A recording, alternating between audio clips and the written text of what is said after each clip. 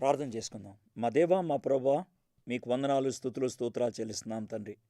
ఈ 3 దినాలు ప్రభా, మరి నూతన సంవత్సరంలోకి వెళ్ళకముందు మా జీవితాన్ని ప్రభా ఒకసారి ప్రభా సెట్ చేసుకోవడానికి, నేను ఒకసారి ప్రభా అనలైజ్ చేసుకోవడానికి, నేను అంతేకాకుండా ప్రభా సిద్ధపడటానికి మీరు మాకు ఈ 3 దినాల మీటింగ్స్ని వాడుకుంటున్నందుకే మీకు వందనాలు.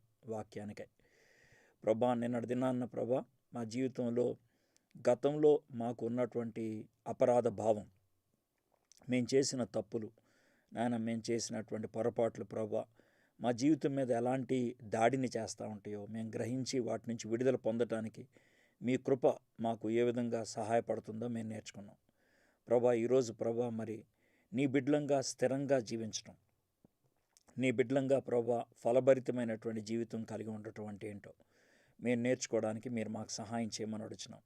ఈ సమయాన్ని మా అందరికీ ఆశీర్వాదకరంగా చేయమని యేసు నామములో ప్రార్థన చేయుచున్నాం తండ్రి, ఆమేన్. చాలామందికి ఈ ప్రశ్న ఉంటుంది, ఏంటి అని అంటే కనుక, నేను ఇలాంటి వాక్యాలు మంచి విన్నప్పుడు బాగా జీవించాలనుకుంటాను, 2-3 రోజులు జీవిస్తాను, ఆ తర్వాత నేను జారిపోతూ ఉంటున్నాను, ఎందుకు ఇలా జరుగుతూ ఉంటుంది? స్థిరంగా ఉండటం అనేది సాధ్యం కాదా అనే ప్రశ్న మనకు ఉంటుంది. రెండోది ఏంటంటే, అసలు స్థిరంగా ఉండటం అనేది ఎంత ప్రాముఖ్యం, అది అవసరమా, ఒకవేళ స్థిరంగా ఉండకపోతే కనుక ఏమవుతుంది, ఇలాంటి ప్రశ్నలు కూడా ఉంటాయి. ఇంకొంతమంది ఏమనుకుంటారంటే, ప్రతి ఒక్కరికి బలహీనతలు ఉంటాయి కాబట్టి ప్రతి ఒక్కరూ జారిపోతూనే ఉంటారు కాబట్టి జారిపోవటం ఓకే అన్నట్లు వాళ్ళే సరిచెప్పేసుకుంటూ ఉంటారు, డిఫెండ్ చేసుకుంటూ ఉంటారు. అయితే ఈరోజు నేను యేసు ప్రభు వారికి అతి సన్నిహితుడైనటువంటి ఒక వ్యక్తి రాసినటువంటి రచనలోంచి యేసు ప్రభు మాటలు, స్థిరంగా ఉండటం అనేది ఎంత ప్రాముఖ్యం, స్థిరంగా ఉంటే ఏమవుతుంది, స్థిరంగా లేకపోతే ఏమవుతుంది, ఈ విషయాల్ని యేసు ప్రభు వారు చెప్పిన మాటలు తనకిష్టమైనటువంటి భక్తుడి నోట నుంచి మనం వినడానికి ప్రయత్నం చేద్దాం. నోట నుండి అనే మాట ఉపయోగిస్తాను, it's not actually from his mouth, from his pen, తన యొక్క పెన్ నుంచి మనం నేర్చుకోబోతూ ఉన్నాం. అయితే యేసు ప్రభు గురించి చాలామంది రాశారు. కొత్త నిబంధనలో ఉన్న వాళ్ళంతా కూడా ఆయన యొక్క జీవితాన్ని అనుభవించి రాశారు, పాత నిబంధనలో ఉన్నవాళ్ళు ప్రవచనాత్మకంగా రాశారు. అయితే వీళ్ళందరిలో కూడా ఒక రచయిత లేకపోతే ఒక శిష్యుడు చాలా ప్రత్యేకమైనటువంటి వాడు. ఆయన డిఫరెంట్ యాంగిల్లో యేసు ప్రభుని ప్రజెంట్ చేయడానికి ప్రయత్నం చేశాడు. జీసస్ క్రైస్ట్ని కంప్లీట్గా ప్రజెంట్ చేశాడు, డిఫరెంట్గా ప్రజెంట్ చేశాడు. ఆయన ఎవరు అంటే జాన్, యేసు ప్రభు శిష్యుడైనటువంటి యోహాను. యేసు ప్రభు శిష్యుడైనటువంటి యోహాను 5 పుస్తకాలు రాశాడు. ఈ 5 పుస్తకాలు కూడా చాలా లేటుగా రాసినటువంటి పుస్తకాలు.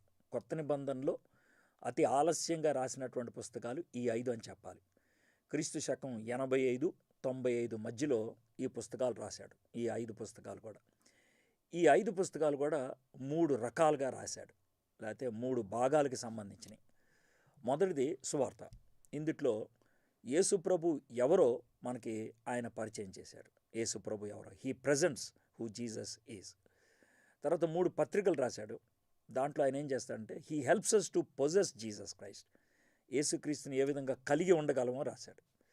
ఇక ప్రకటన గ్రంథం, బుక్ ఆఫ్ రెవల్యూషన్, దాంట్లో జీసస్ క్రైస్ట్ని ప్రిడామినెంట్గా చూపించాడు, రాజులకు రాజుగా ప్రభువులకు ప్రభుగా ఏ విధంగా ఉంటాడో చూశాడు.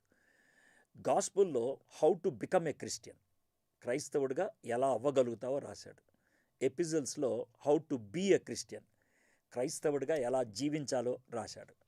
Revolution, how we would be with Christ forever, యేసుక్రీస్తుతో విశ్వాసులైన వాళ్ళు నిత్యము ఎలా ఉంటారో రాసుకుంటూ వచ్చాడు. సో ఇది ఆ 5 బుక్స్ యొక్క బేసిక్ బ్యాక్గ్రౌండ్. అయితే ఈరోజు మనము సువార్తకు పరిమితం అవుతున్నాం, గాస్పల్. ఈ సువార్త ఎప్పుడు రాశాడంటే మేబీ 90 ADలో రాశాడు, క్రీస్తు శకం 90లో. ఎందుకు రాయాల్సి వచ్చిందంటే, యేసు ప్రభు వారిని చూసిన వారు కానీ, యేసు ప్రభు వారితో గడిపినటువంటి వారు కానీ ఆల్మోస్ట్ చాలామంది చచ్చిపోయారు. ఎందుకంటే యేసు ప్రభు వారికిను తర్వాత ఈ సువార్త రాయటానికి దగ్గర దగ్గర 60 సంవత్సరాల గ్యాప్ ఉన్నది. కాబట్టి చాలామంది చనిపోయారు. ఇంకా బహుశా ఎవరో ఒకళ్ళిద్దరు మాత్రమే యోహాన్ లాగా ముసలోళ్ళు తప్పించి ఇంకెవరు లేరు. కాబట్టి second generation, third generation Christians వచ్చారు. వాళ్ళకి రకరకాలైన ప్రశ్నలు ఉన్నాయి. ఏదో మా నాన్న చెప్పాడు మేము వింటున్నాం, మా నాన్న వాళ్ళు ఎంతో కష్టపడి జీవించారు, క్రైస్తవులుగా హతసాక్షులు అయిపోయారు. కాబట్టి ఆ విధమైనటువంటి ప్యాషన్తో ఉండొచ్చు, కానీ దే హ్యాడ్ సమ్ క్వశ్చన్స్. ఆ క్వశ్చన్స్కి జవాబు ఇస్తూ రాసిందే యోహాను రాసినటువంటి సువార్త. ఈ సువార్తలో యేసు ప్రభుని దేవుడు అని చూపించడానికి ప్రయత్నం చేశాడు. Jesus is Christ. Jesus is Christ. యేసు అనేది ఆయనకి ఈ చరిత్రలో ఇచ్చినటువంటి పేరు. క్రీస్తు అనేది ఆయన యొక్క టైటిల్. ఆయన పర్పస్ ఏంటో, ఆయన ఎవరు, ఆయన ఉనికి, ఆయన ఐడెంటిటీని ఇచ్చేది క్రైస్ట్. క్రైస్ట్ అంటే మెస్సయ్య, విమోచకుడు, రక్షకుడు. అది ఆయన చేసిందనమాట. దీనికి 21 అధ్యాయాలు. ఈ 21 అధ్యాయాల్లో 21 విషయాలు చెప్పాడు ఆయన. అటు రోమియులకి, ఇటు యూదులకి. రోమియులు కానీ గ్రీసు దేశస్తులకు కానీ 3 అంటే ఇష్టం, యూదులకేమో 7 అంటే ఇష్టం. సో అందుకని 3 ఏళ్ళు పెట్టి ఆయన 21 అధ్యాయాలు 21 విషయాలతో ఈ సువార్తను రాయటం జరిగింది.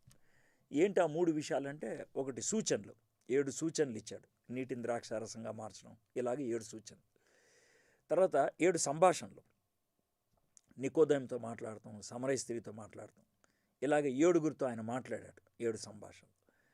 తర్వాత 7 సవాళ్ళు, సూచనలు, సంభాషణలు, సవాళ్ళు, 7 సవాళ్ళు. 7 సవాళ్ళు అంటే 7 సార్లు తాను యెహోవా దేవుడితో తను తాను సమానంగా చేసుకుంటూ మాట్లాడాడు. అది యూదులకి అర్థమయ్యి కొన్ని సందర్భాల్లో రాళ్ళు తీసుకున్నారు కూడా. ఎందుకనంటే యెహోవా దేవుడు ఒక్కడే ఉపయోగించేటువంటి పదాన్ని ఆయన ఉపయోగించాడు. ఐ యామ్ ఎగోయెమీ అంటారు గ్రీక్ భాషలో, ఎగోయెమీ. ఆ పదాన్ని ఆయన ఉపయోగించాడు. I'm so sorry, 1 second.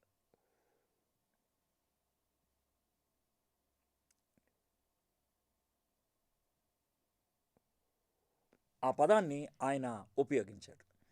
కాబట్టి కొన్ని సందర్భాల్లో వాళ్ళు రాళ్ళు తీసుకోవటం కూడా జరిగిందనమాట. తీసుకొని ఆయన కొడదాము అని.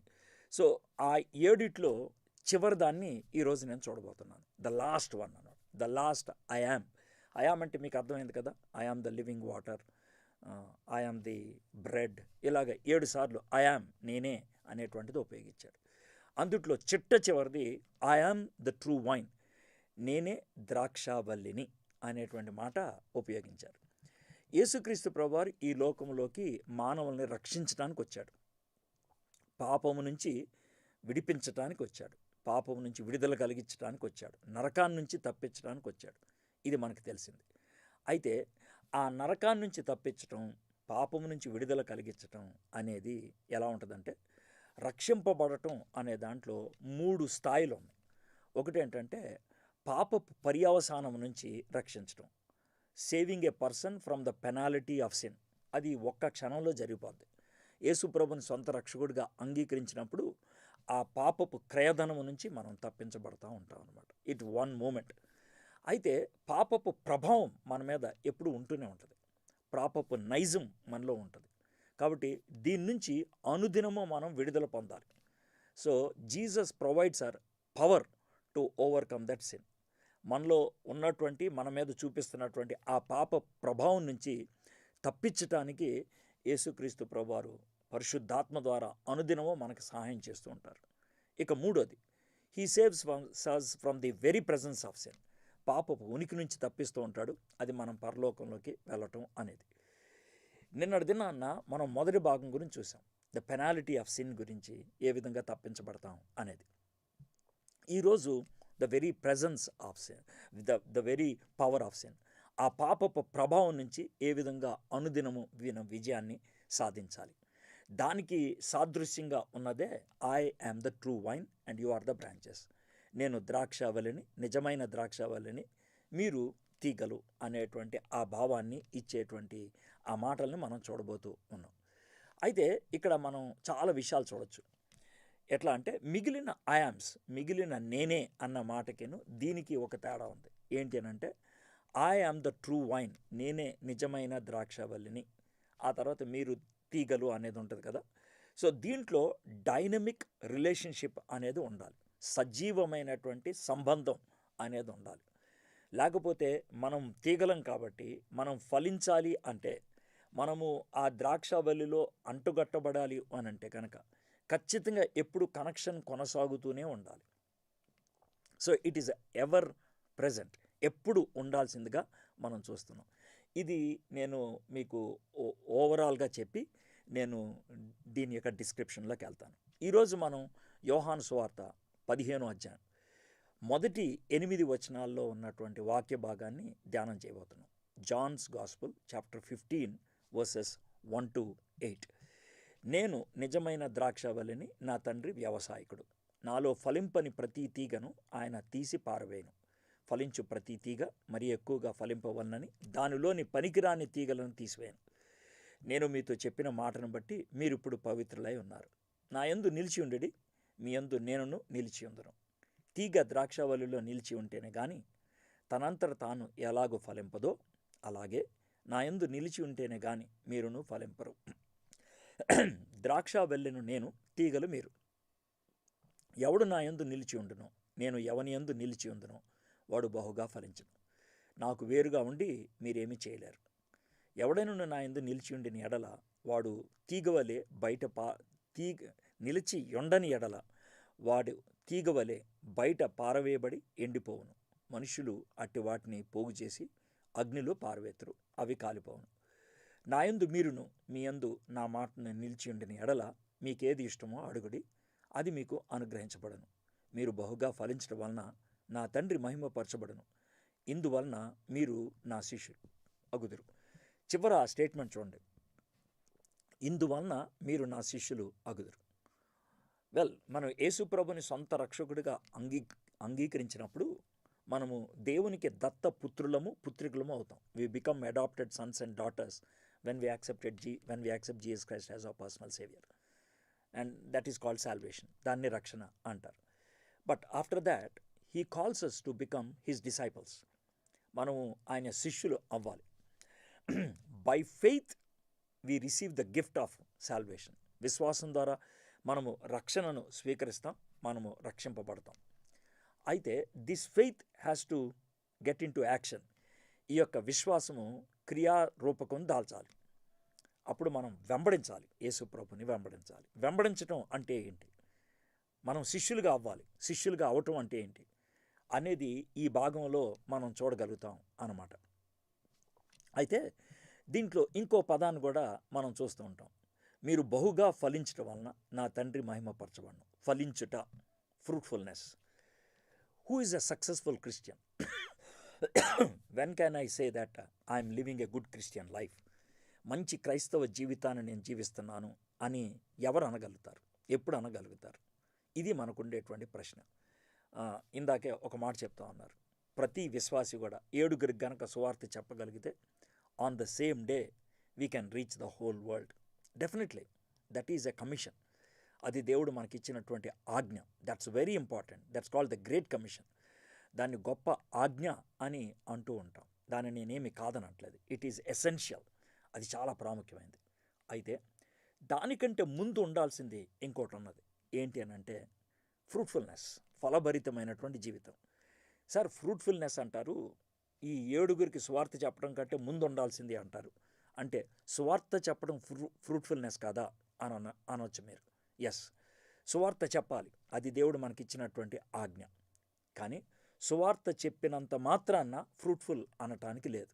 ఎందుకు అని అంటే కొంతమంది ఇతరులకు సువార్తను అందించలేకపోయారు, కానీ గొప్ప జీవితాన్ని జీవించారు.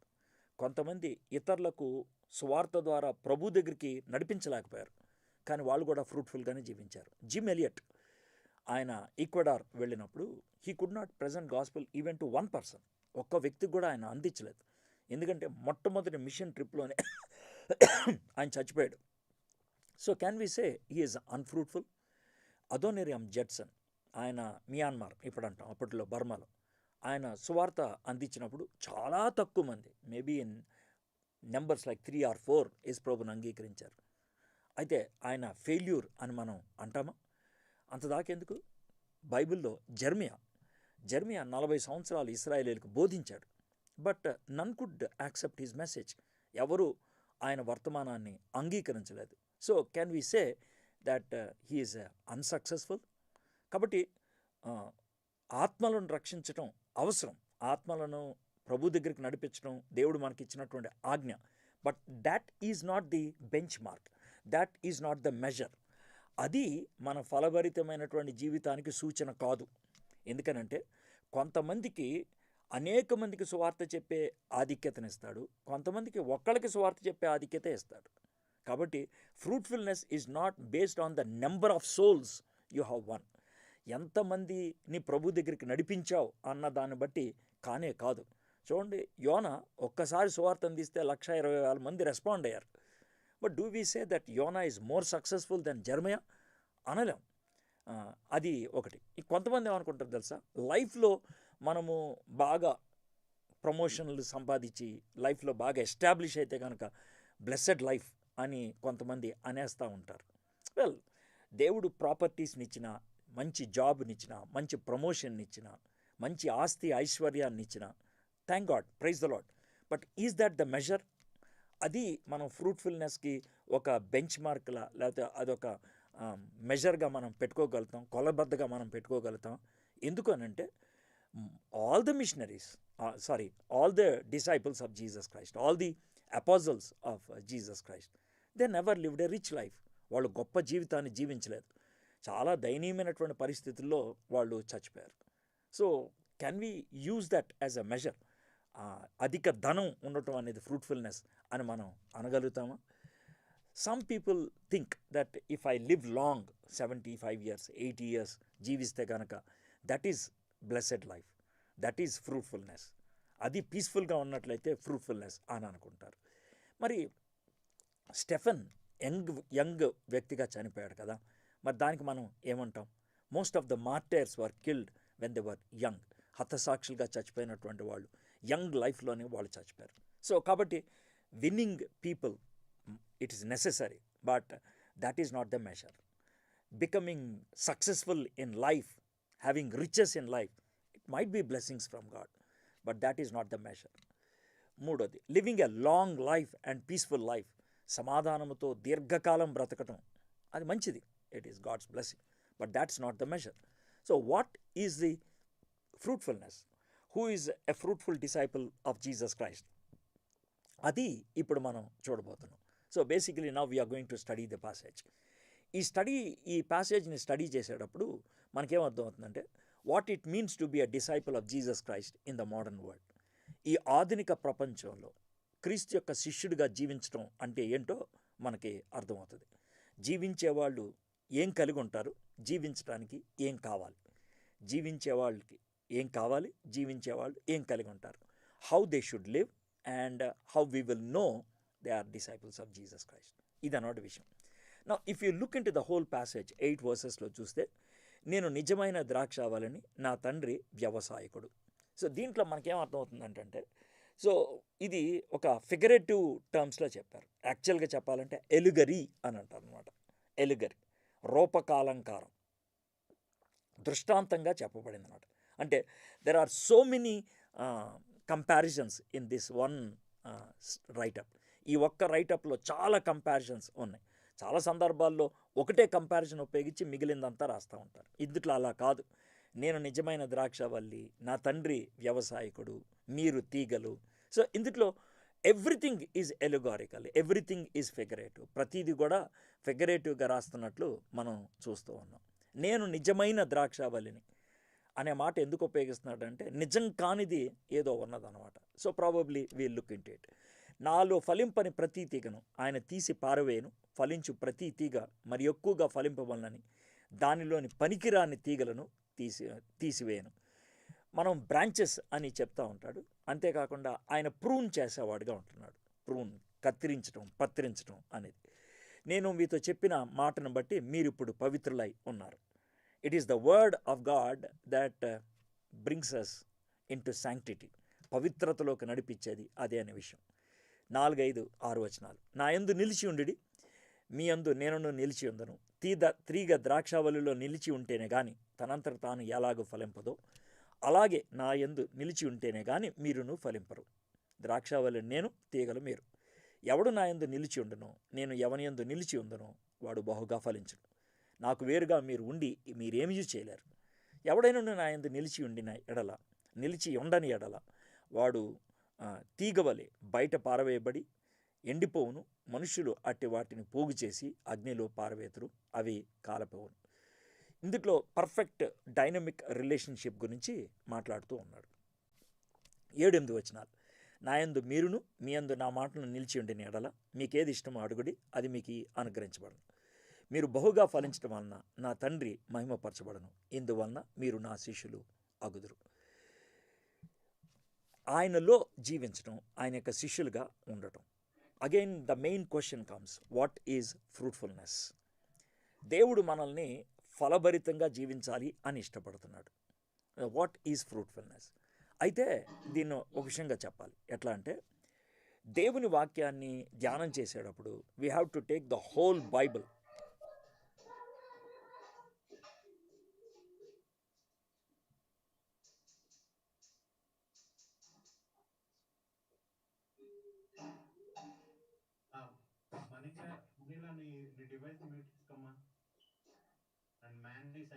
దయచేసి అందరూ మ్యూట్ చేసుకోండి ప్లీజ్.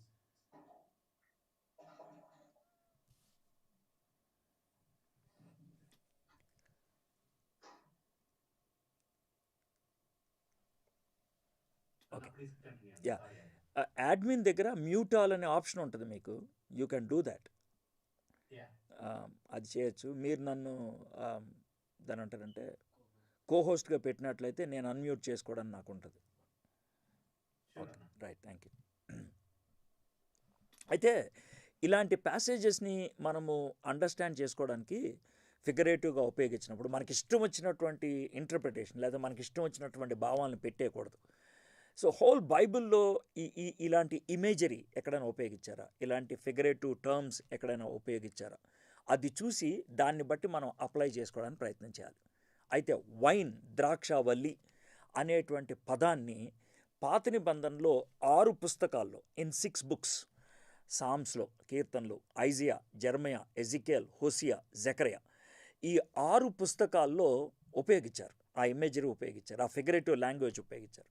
అయితే ఈ 6 పుస్తకాల్లో కూడా నేను ద్రాక్షావల్లి అనే దాన్ని ఎవరికి ఉపయోగించారంటే ఇశ్రాయేలీలకు ఉపయోగించారు. ఇశ్రాయేలీలకి.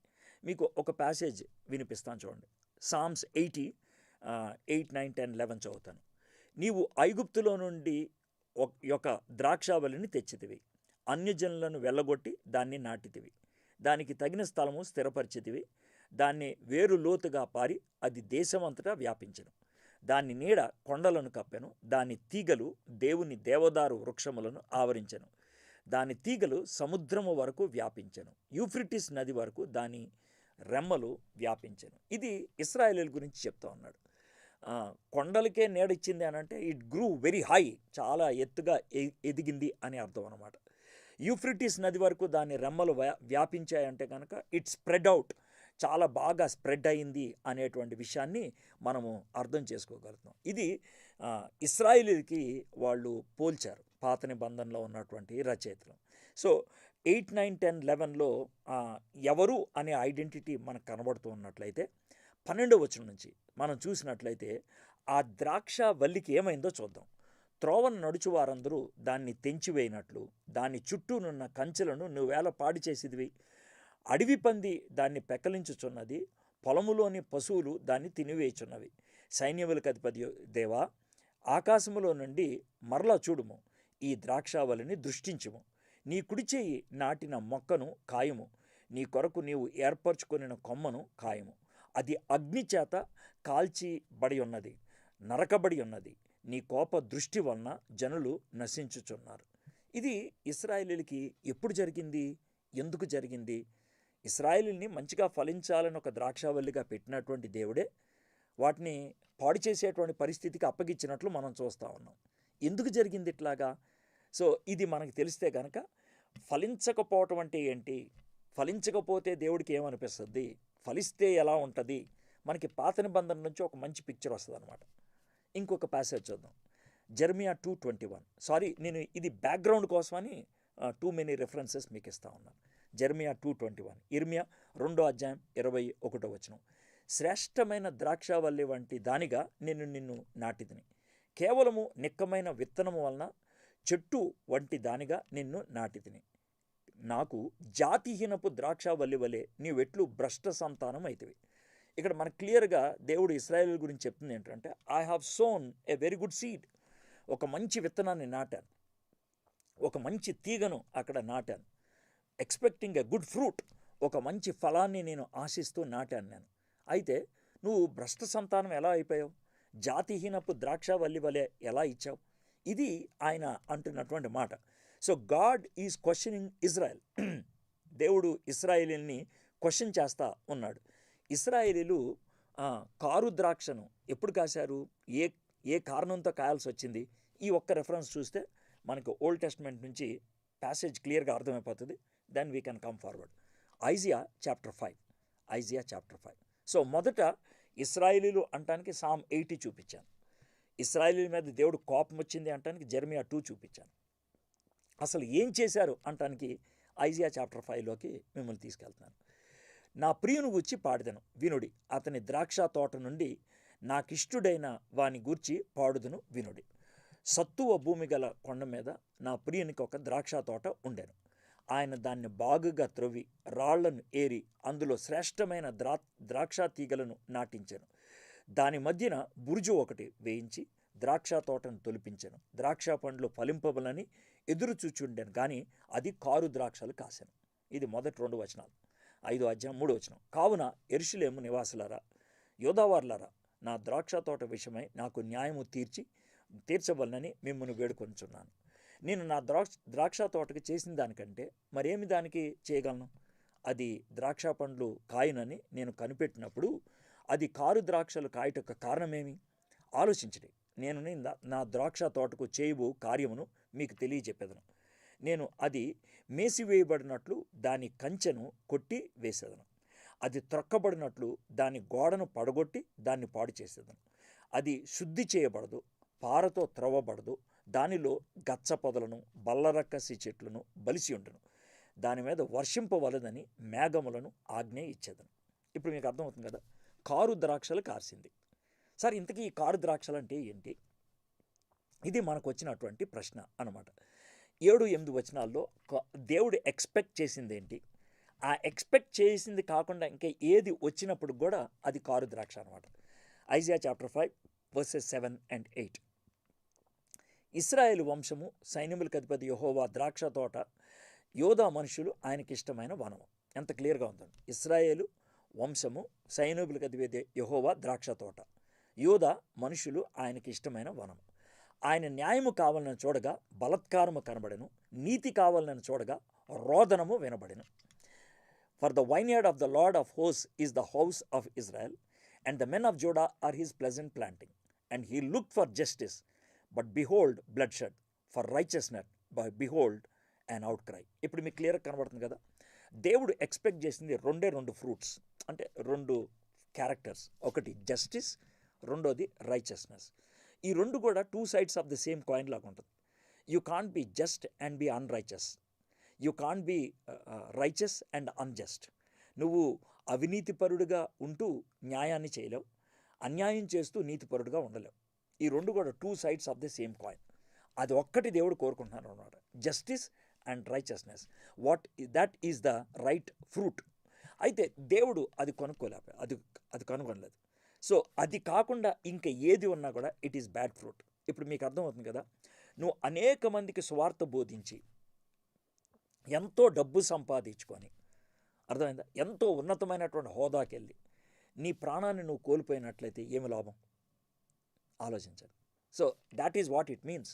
So what God is expecting from us, దేవుడు మన నుంచి ఏమి ఆశిస్తున్నాడు అనేదాన్ని ఇక్కడ మనం నేర్చుకుందాం. ఇశ్రాయేలీని దేవుడు నాటాడు, అయితే వాళ్ళు కారు ద్రాక్షల్ని ఇచ్చాడు. వితౌట్ జస్టిస్ అండ్ రైచియస్నెస్ దేవుడు చూసేటువంటిది ఇంక ఏది ఉన్నా కూడా ఇది వేస్ట్ అన్నమాట.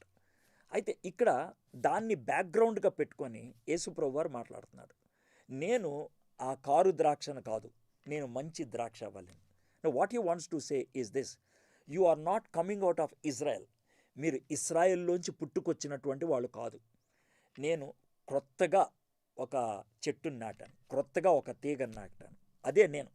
I am the true vine, I'm the original. అది ఆయన చెప్తున్నటువంటి మాట. కాబట్టి మనం దీని నుంచి చాలా పాఠాలు నేర్చుకోవాలి. క్రిస్టియానిటీ అనేది క్రీస్తులోంచి వచ్చింది, దాన్ని మనం గుర్తుపెట్టుకోవాలి. జుడాయిజం అనేది రూట్గా ఉండొచ్చు, జుడాయిజం అనేది బ్యాక్గ్రౌండ్గా ఉండొచ్చు. But let me tell you one thing, Christianity came out of Christ. కాబట్టి what is there in Judaism, యోధా మతంలో ఉన్నవన్నీ కూడా క్రైస్తవులకు ఉండవు. ఇస్రాయేలీలకు ఉన్నాయి అన్నీ కూడా క్రైస్తవులకి ఉండవు.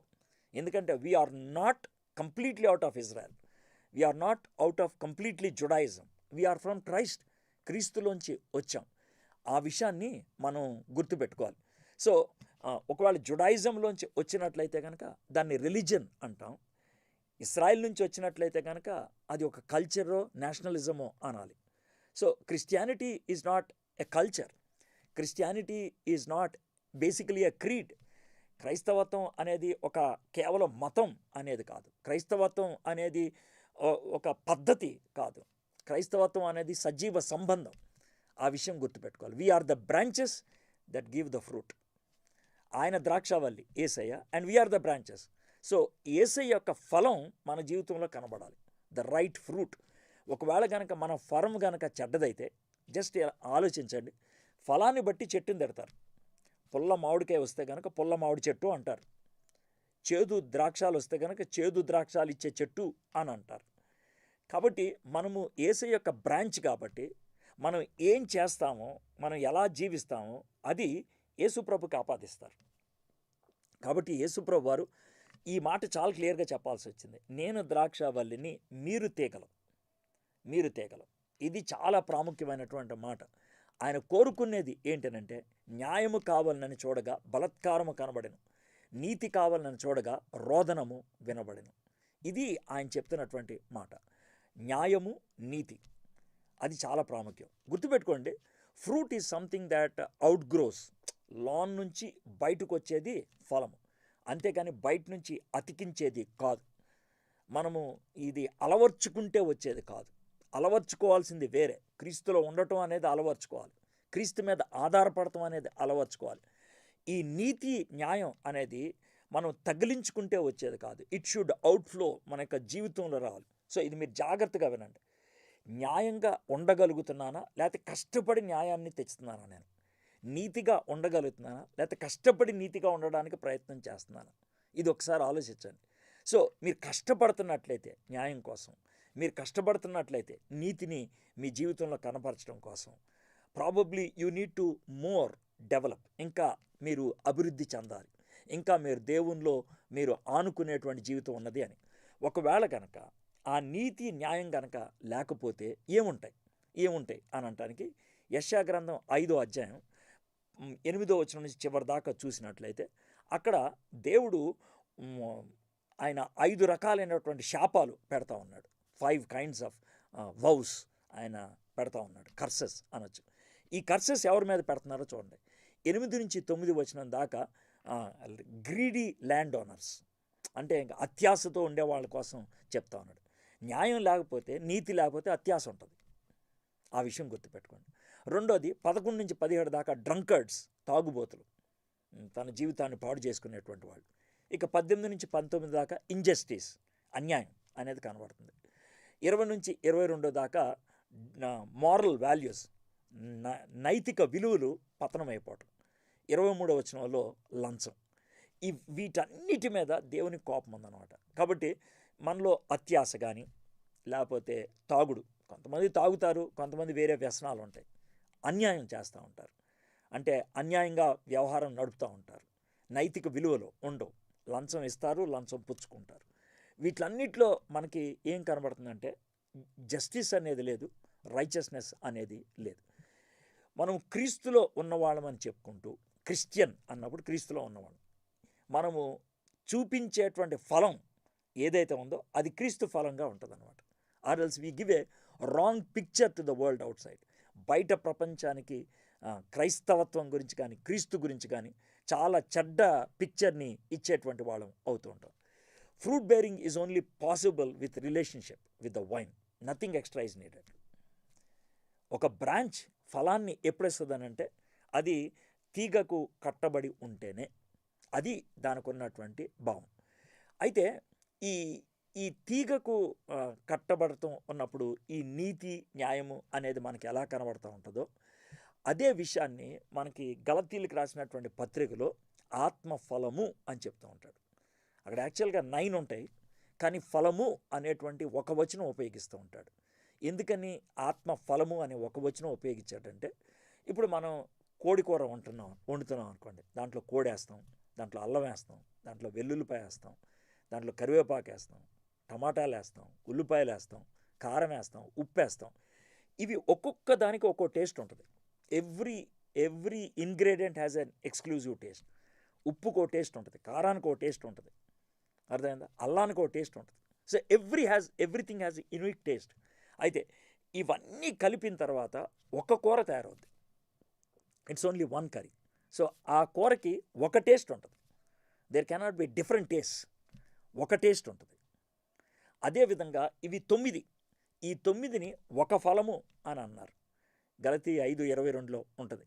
అయితే ఆత్మ ఫలం ఏమనగా ప్రేమ, సంతోషము, సమాధానము, దీర్ఘశాంతము, దయాళత్వము, మంచితనము, విశ్వాసము, సాత్వికము, ఆశా నిగ్రహము. But the fruit of the spirit is love, joy, peace, patience, kindness, goodness and fruitfulness. అయితే ఇది వన్ ఫ్రూట్ కాబట్టి, వన్ టేస్ట్ కాబట్టి, ఇందుట్లో ఏ ఒక్కటి ఎక్కువైనా ఏ ఒక్కటి తక్కువైనా the taste is gone. So కాబట్టి ఇవి 9 కూడా మనకి ఉండాల్సిందే. ఈ 9 మనకు ఉన్నప్పుడే ఫ్రూట్ ఆఫ్ ద స్పిరిట్ అంటారు. దాన్నే క్రైస్ట్ లైక్ లైఫ్ అంటారు, క్రీస్తు లాంటి జీవితము అని అంటూ ఉంటారు. అది దేవుడు కోరుతున్నటువంటి విషయం అన్నమాట. That is fruitfulness. అది ఫలభరితమైనటువంటి జీవితం. సో బాగుంది సార్, దేవుడు కోరుకునేది అనేక ఆత్మలు రక్షించామా లేదా అనేది కాదు, ఎంత డబ్బు సంపాదించాము, ఎంత సక్సెస్ఫుల్గా ఉన్నాము అనేది కాదు, ఎంతకాలం బ్రతికాము, సమాధానంగా జీవిస్తున్నామా కాదా అనేది కాదు. దేవుడు కోరుకుంటుంది ఏంటనంటే నీతి న్యాయం. ఈ నీతి న్యాయం అన్నదాన్ని మనం ఎప్పుడు కలిగి ఉంటామంటే ఆత్మఫలం అనుకుంటే ఈ 9 మన జీవితంలో కనబడతాయి. Every believer should have all these 9 qualities. ప్రతి విశ్వాసిలో కూడా ఈ 9 క్వాలిటీస్ ఉండాలి. కానీ ప్రతి విశ్వాసి ఎవాంజలిస్ట్ కాకపోవచ్చు, ప్రతి విశ్వాసి టీచర్ కాకపోవచ్చు, ప్రతి విశ్వాసికి గిఫ్ట్ ఆఫ్ టంగ్స్ ఉండకపోవచ్చు, ప్రతి విశ్వాసి గిఫ్ట్ ఆఫ్ ప్రాఫెసీ ఉండకపోవచ్చు. So they are disciples with or without these gifts, but every disciple should have this fruit. ప్రతి విశ్వాసికి అదే వరాలు ఉంటాయి అనేది లేదు, కానీ ప్రతి విశ్వాసికి అదే ఫలం ఉండాలి. So that is the bench mark అన్నమాట. కాబట్టి నీకు ఈ ఆత్మ ఫలము ఉన్నదా, క్రీస్తు లాంటి స్వభావం ఉన్నదా, నీతి న్యాయం నీ జీవితంలో నువ్వు కలిగి ఉండగలుగుతున్నావా, ఇది మనం దేవుడు కోరుకునేదన్నమాట. సో ఇది కన్సిస్టెంట్గా కలిగి ఉండాలంటే ఏం చేయాలి, ఏముండాలో మనకు అర్థమైంది. నీతి న్యాయం. నీతి న్యాయం మన జీవితంలో కన్సిస్టెంట్గా ఉండాలంటే మనం ఎలా జీవించాలి, ఏం ఏం ఏం చేస్తే అవుతుంది. సో ఇప్పుడు మనం చూస్తున్నటువంటి ప్యాసేజ్ జాన్ 15లో, యోహాను సువార్త 15వ అధ్యాయంలో దెర్ ఆర్ 2 సీక్రెట్స్. 2 రహస్యాలు దేవుడు బయటపెడతా ఉన్నాడు, లేకపోతే 2 ఎసెన్షియల్స్ అని చెప్పాలి, 2 ప్రాముఖ్యమైనటువంటి అవసరాలు. Once you have these 2 essentials, you can live consistently the fruitful life. ఈ 2 ఉన్నప్పుడు నీ జీవితంలో నువ్వు నిక్కచ్చిగా స్థిరంగా ఫలభరితమైనటువంటి జీవితాన్ని జీవించగలుగుతావు. ఏంటి ఆ 2? ముందు ఆ 2 ఏంటో చెప్పేస్తాను, తర్వాత మనం డీటెయిల్డ్గా వెళ్ళడానికి ప్రయత్నించేద్దాం. యోహాను సువార్త 15వ అధ్యాయం 2వ వచనం. నాలో ఫలింపని ప్రతి తీగను ఆయన తీసి పారవేయను, ఫలించు ప్రతి తీగ మరి ఎక్కువగా ఫలింపవలనని దానిలోని పనికిరాని తీగలను తీసివేయను. Every branch in me that does not bear fruit he takes away, and every branch that does bear fruit he prunes that it may bear more fruit. ఒకవేళ కనుక ఫలము కనుక లేకపోతే ఆయన కత్తిరించి పడేస్తాడు, ఫలిస్తూ ఉన్నట్లయితే కనుక దాన్ని పత్తిరిస్తాడు, ప్రూనింగ్ చేస్తాడు. ఎందుకనంటే ఇంకా బెస్ట్ ఫ్రూట్ రావాలని. సో మొట్టమొదటిది సీక్రెట్ ఏంటంటే నో ఫ్రూట్ఫుల్నెస్ వితౌట్ ప్రూనింగ్. కత్తిరింపు లేకుండా ఫలభరితమైన జీవితం మనలో కొనసాగనేరదు. ఎప్పుడైతే పత్తిరింపు ఆగిపోద్దో, ఎప్పుడైతే కత్తిరించడం ఆగిపోతుందో వేస్టేజ్ ఎక్కువైపోతుంది, therefore we can't be fruitful completely. So అందుకనే ఇది జీవితాంతం జరుగుతూనే ఉండాల్సింది. అదేంటో డీటెయిల్స్లోకి వెళ్దాం. ఇది నెంబర్ 1. రెండోది 4వ వచనం, నా యందు నిలిచి ఉండి మీ యందు నేనును నిలిచి ఉందను. తీగ ద్రాక్షావల్లిలో నిలిచి ఉంటేనే కానీ తనంతరానే ఎలాగూ ఫలింపదో అలాగే నా యందు నిలిచి ఉంటేనే కానీ మీరును ఫలింపరు. Abide in me and I in you, as the branch cannot bear fruit by itself unless it abides in the vine, neither can you unless you abide in me. అంటే ఇప్పుడు ద్రాక్ష తీగె, ద్రాక్షావల్లి, మనమేమో దానికి కొమ్మ. ఈ రెంటికి మధ్యన కనెక్షన్ ఉంటేనే the flow of SAAP అంటారు. అంటే ఈ మెయిన్ బ్రాంచ్ నుంచి, మెయిన్ స్టెమ్ నుంచి, ప్రాముఖ్యమైన కాండాన్ని నుంచి ఈ కొమ్మలకి శక్తి సామర్థ్యాలు వెళ్తూ ఉంటాయి. అప్పుడు ఆహార పదార్థాలు వెళ్తూ ఉంటాయి. అప్పుడు ఫలించేదిగా ఉంటుంది. అంటే సింపుల్గా చెప్పాలంటే, if you are not in Christ, if you are not getting the strength on a regular basis, we cannot be fruitful. ఆ విషయం గుర్తుపెట్టుకోండి. ఏ కొమ్మ అయినా సరే వారం రోజులు ఉండి ఆ తర్వాత ఫలించమంటే ఫలించదు. అది ఎంతకాలం అంటుకట్టబడి ఉంటుందో అప్పుడే ఫలిస్తుంది అనమాట, లేకపోతే ఫలించదు, ఎండిపోతుంది. ఇప్పుడు చూడండి, మనం గులాబీ కొమ్మ కోస్తాం, కోసి దాన్ని మనం నీళ్ళల్లో పెట్టాం అనుకోండి, మేబీ కొన్ని రోజులు ఫ్రెష్గా ఉంటుంది. ఆ తర్వాత ఏమవుతుంది, అది చచ్చిపోద్ది. అది ఎందుకంటే దానికి శాప్ అనేది లేదు కాబట్టి, ఇట్ డజంట్ హ్యావ్ శాప్. కాబట్టి దీస్ ఆర్ ద 2 థింగ్స్ అనమాట. ఒకటి ఏంటంటే అబైడింగ్ ఇన్ క్రైస్ట్, రెండోది ప్రూనింగ్. ఈ 2 సీక్రెట్స్ అన్నమాట. ఈ 2 మన జీవితంలో ప్రతిరోజు జరగాల్సిందే. ప్రతిరోజు ప్రూనింగ్ జరగాల్సిందే. ప్రతిరోజు డిసిప్లిన్ అనేది ఉండాల్సిందే. ప్రతిరోజు పత్రింపు అనేది ఉండాల్సిందే. ప్రతిరోజు మన జీవితంలో రెక్టిఫై చేసుకోవాల్సిందే ఉండాల్సిందే. ప్రతిరోజు విడిచిపెట్టాల్సింది, హోల్డ్ ఆన్ చేయాల్సింది ఉండాల్సిందే ప్రూనింగ్. రెండోది ప్రతిరోజు దేవునిలో అబైడ్ అయి ఉండాల్సిందే. ఈ 2 ఉన్నంత కాలం మన జీవితం ఫలభరితంగా ఉంటుంది. Then we can be consistent. అర్థమైంది కదా? ఈ రెంటిలో ఏ ఒక్కటి మిస్ అయినా స్లోగా కన్సిస్టెన్సీ పోతుంది. తర్వాత మనం ఎండిపోవటం మొదలు పెడతాం అన్నమాట. అది విషయం. దాన్నే మనం స్పిరిచువల్ డ్రైనెస్ అంటాం. ఆత్మీయంగా డ్రైగా ఉంటుంది, ప్రార్థన చేయబుద్ధి అవ్వట్లేదు, బైబిల్ చదవబుద్ధి అవ్వట్లేదు, ఇదివరకు బాగుండేది ఇప్పుడు బాగలేను. ఇలాంటి పదాలు మనకి ఎందుకు వస్తున్నాయి అంటే, we are not getting the sap. మనకి రావాల్సినటువంటి స్ట్రెంగ్త్ రావట్లేదు. మన జీవితంలో అన్నెసరీ బ్రాంచెస్ ఎక్కువైపోయాయి. ఫలాన్ని ఇవ్వనటువంటి ఎండు కొమ్మలు ఎక్కువ ఉండిపోయాయి. అవి ప్రూన్ అవ్వలేదు.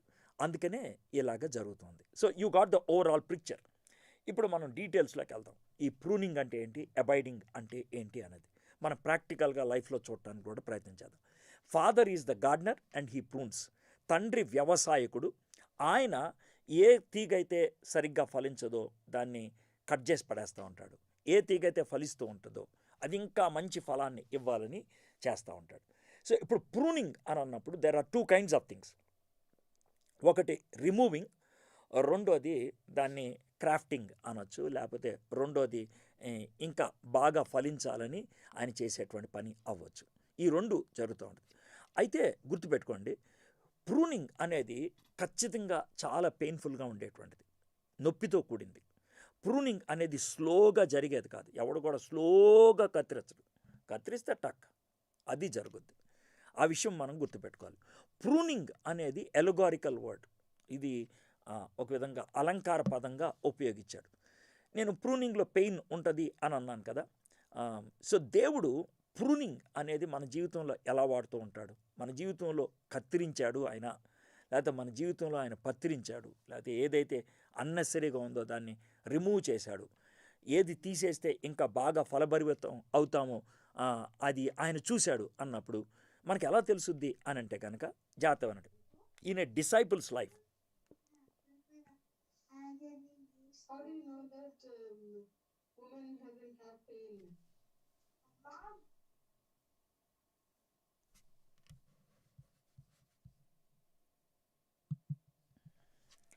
ఓకే, మనం జాగ్రత్తగా గమనించినట్లయితే ఒక విశ్వాసి జీవితంలో జరిగేటువంటి కొన్ని విషయాలు మీకు ప్రాక్టికల్ మీ లైఫ్లో జరిగిన విషయాలు చెప్తాను. చెప్పి దాన్ని ప్రూనింగ్కి మనం ఎట్లాగా చూడాలో చూద్దాం. కొంతమంది జీవితంలో పెయిన్ అనేది ఉంటుంది. పెయిన్ అనేది 2 విధాలుగా ఉండొచ్చు. ఒక పెయిన్ ఏంటంటే నువ్వు తప్పు చేయటం బట్టి వచ్చే పెయిన్. నేను నిన్న మాట్లాడాను గిల్ట్ బట్టి, దాని గురించి మాట్లాడలేదు. నువ్వు ఏ తప్పు చేయలేదు కానీ నీకు పెయిన్లోకి వెళ్ళటం జరిగింది. Probably that is pruning. Probably అనే మాట ఎందుకు ఉపయోగిస్తానంటే I will go into details, then you can understand. రెండోది సారో, దుఃఖం. కొంతమంది విశ్వాసుల జీవితంలో సారో, దుఃఖం అనేది కలుగుతూ ఉంటుంది. పౌలు భక్తుడు చెప్తూ ఉంటాడు, పేతురు భక్తుడు చెప్తూ ఉంటాడు, దుఃఖం. That can be pruning. Sickness, విశ్వాసివి, మంచి వ్యక్తివి, కానీ నీ జీవితంలో అనారోగ్యం వచ్చింది. All sickness may not be because of sin, it can be because of pruning. Paul జీవితంలో సిక్నెస్ ఎందుకనేది వచ్చిందో మనం చూడబోతున్నాం. తర్వాత డిప్రివేషన్, లేమి. దేవుడు కొన్నిసార్లు మనకి లేమి కలిగిస్తాడు so that we can depend on him. ఆయన మీద ఆధారపడి ఇంకా ఎక్కువ మనం కలిగి ఉండటానికి. సఫరింగ్, బాధ, లాస్, నష్టము, ఫ్రస్ట్రేషన్, నిరాశ. ఇవన్నీ కూడా ఒక విధంగా చెప్పాలంటే గొప్ప వ్యవసాయకుడైనటువంటి దేవుడు మన జీవితంలో శ్రేష్టమైనటువంటి ఫలాన్ని కలిగి ఉండటానికి విశ్వాసులకి అనుమతించవచ్చు, ఆయన కలిగించవచ్చు. అది చాలా ప్రాముఖ్యమైనది. ఎప్పుడైతే ఈ విధంగా జీవిస్తూ ఉంటామో బెటర్ లైఫ్లోంచి బెస్ట్ లైఫ్లోకి మనం వెళ్ళగలుగుతూ ఉంటాం. హిబ్రీ గ్రంథకర్త ఏమంటాడంటే తాను రాసినటువంటి పత్రిక చివరి అధ్యాయంలో ఆ 5-6 వచనాలు, నా కుమారుడా, ప్రభు చేయు శిక్షను తృణీకరించకము, ఆయన నిన్ను గద్దించినప్పుడు విసుకొకము. ప్రభు తాను ప్రేమించు వారిని శిక్షించి తాను స్వీకరించు ప్రతి కుమారుని దండించును. ఇందులో మనకి ఎంత స్పష్టంగా కనబడుతుందో చూడండి. My son, do not regard lightly the discipline of the Lord, nor be weary when reproved by him. For the Lord disciplines the one he loves and chastises every son whom he receives. ఇది మనం గుర్తుపెట్టుకోవాల్సింది. అయితే నేను ఇందాక చెప్పాను probably అనే మాట ఎందుకు ఉపయోగించానంటే మన లైఫ్లో పెయిన్ అనేది, మన లైఫ్లో సఫరింగ్ అనేది, మన లైఫ్లో లాస్ అనేది కలగటానికి there can be 5 different reasons. 5. అందుట్లో మనం మాట్లాడబోయేది 5th వన్. మిగిలిన 4 ఏంటో కూడా మీకు చెప్తాను. అది కాదు అని చెప్పడానికి మీకు చెప్తున్నాను. కొంతమంది దావీదు వలె, సంసోను వలె శ్రమల్లోకి వెళ్తారు, కష్టాల్లోకి వెళ్తారు, ఇబ్బందుల్లోకి వెళ్తారు, చావుని కూడా కొని తెచ్చుకుంటారు. ఇది ఎందుకు వచ్చిందంటే కాన్సిక్వెన్స్ ఆఫ్ సిన్, పాపమునకు పర్యవసానంగా వచ్చింది. Consequence of sin. సో అది మనం గుర్తుపెట్టుకోవాలి. అయితే ఈరోజు నేను దాని గురించి మాట్లాడలేదు. రెండోది, కొంతమంది జీవితంలో దేవుడు శ్రమల్ని ఎందుకు అనుమతిస్తూ ఉంటాడంటే వాళ్ళ యొక్క గొప్పతనాన్ని ప్రపంచానికి తెలపటానికి, వాళ్ళ యొక్క శ్రేష్టతను ప్రపంచానికి అడ్వర్టైజ్ చేయడానికి, షోకేస్ చేయడానికి. యోబు, అబ్రహాము జీవితంలో జరిగింది. దీన్ని ఏమంటారంటే confirm the character to the world. మొదటిది కాన్సిక్వెన్స్, రెండోది కన్ఫార్మ్ ద క్యారెక్టర్.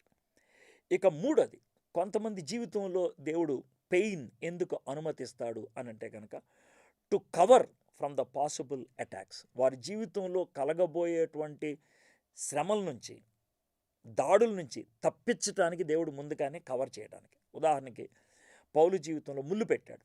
ఎందుకని? ప్రాబబ్లీ ప్రైడ్ వచ్చి ఉండేదేమో, ప్రాబబ్లీ పౌల్నే దేవుడు అనుకునేవాళ్ళేమో, ప్రాబబ్లీ పౌలు ఇండిపెండెంట్ అయిపోయి ఉండేవాడేమో. అందుకనే దేవుడు ఏమన్నాడంటే నువ్వు హెచ్చుగా అవ్వకోకుండా నా మీద పూర్తిగా ఆధారపడటానికి ఇది నేను అనుమతిస్తున్నాను అని చెప్పాడు. సో కాన్సిక్వెన్స్ ఆఫ్ సిన్ ఒకటి, confirm the character to the world రెండోది, cover for the possible attacks మూడోది, నాలుగోది to bring glory to God, దేవునికి మహిమను తీసుకురావడానికి. బ్లైండ్ ఫెలో, పుట్టుగుడ్డువాడు, వీడెందుకు ఇలాగా పుట్టాడు అని అంటే వీడు చేశాడా పాపం, వీడు అమ్మానాన్న చేశారంటే, వీడు గుడ్డివాడు అవడానికి వాళ్ళు చేసిన పాపం కానీ వాళ్ళ అమ్మానాన్న చేసిన పాపం కానీ కాదు కారణం, దేవునికి మహిమకరంగా ఉండటానికి అనేటువంటి మాట చెప్పాడు. సో ఈ 4 గురించి నేను మాట్లాడట్లేదు. అయితే నేను 5వది ఎందుకు మాట్లాడుతున్నానంటే pruning is to clear us from all the unwanted for the ultimate purpose. మన జీవితంలో అనవసరమైనవన్నీ తెంపి బయటపడేయటానికి దేవుడు ప్రూన్ చేస్తాడు. Clear us all from unwanted, మనలో అనవసరమైనవి తీసేసి he prunes us for the ultimate purpose. మన జీవితంలో తాను ఆశించినటువంటి ఫలం రావడానికని దేవుడు చేసేటువంటిది ప్రూనింగ్. దాని గురించి ఇప్పుడు నేను మాట్లాడుతూ ఉన్నాను. సో మీరు జాగ్రత్త వినండి. మీ లైఫ్లో కొన్ని క్వశ్చన్స్ ఉండుంటాయి, దానికి ఇక్కడ మనకి జవాబు దొరుకుతూ ఉంటుంది. దేవుడు అన్వాంటెడ్ తీసినప్పుడు అర్థం ఏంటంటే అవి హర్డిల్స్ అనమాట. మనం హర్డిల్స్ అనుకోపోవచ్చు, కానీ దేవుడు దాన్ని హర్డిల్ అని చూశాడు ఆయన, అందుకని తీశాడు. Sometimes our health can be a hurdle, our luxury can be a hurdle, our ఒక విధంగా చెప్పాలంటే comfortable life can be a hurdle to live a fruitful life. మనము ఫలభరితమైనటువంటి జీవితాన్ని జీవించడానికి comfort can be a problem. మీరు చాలామంది ఏమనుకుంటారంటే, ప్రభా నాకు అన్ని కంఫర్ట్ ఇవ్వు, నేను మంచిగా స్వార్థ చెప్తానప్పుడు నీకు మంచిగా సాక్షిగా ఉంటాను అని అంటూ ఉంటారు కొంతమంది. కానీ దేవుడు ఏమంటాడు తెలుసా, అసలు అదే నీకు సమస్య. నువ్వు పూర్తి కంఫర్ట్లో ఉంటే నన్ను మర్చిపోతున్నావు. పూర్తి కంఫర్ట్లో ఉంటే కనుక you are living a life that is completely independent. నీకు ఇష్టం వచ్చినట్లు జీవిస్తాను. నీకు ఎప్పుడైనా సమస్య వచ్చినప్పుడే నా దగ్గరకు వస్తున్నావు, అప్పుడే you are able to connect with me, అప్పుడే నువ్వు నాతో కనెక్ట్ అవుతున్నావు, అప్పుడే నీ జీవితంలో నేను ఫలాన్ని చూడగలుగుతాను. కాబట్టి comfort sometimes can be a problem, hurdle. Luxury can be a hurdle, facilities can be a hurdle. మన జీవితంలో అలాంటి ఫెసిలిటీస్ ఉండటం అనేది హర్డల్గా ఉండొచ్చు. అందుకే దేవుడు చెప్తుంది ఏంటంటే ఐ విల్ రిమూవ్ దట్, అది నేను తీసేస్తాను, నేను దాన్ని తీసేస్తాను, అది రిమూవ్ చేస్తాను. సో ప్రూనింగ్ అని అన్నప్పుడు ది అన్వాంటెడ్.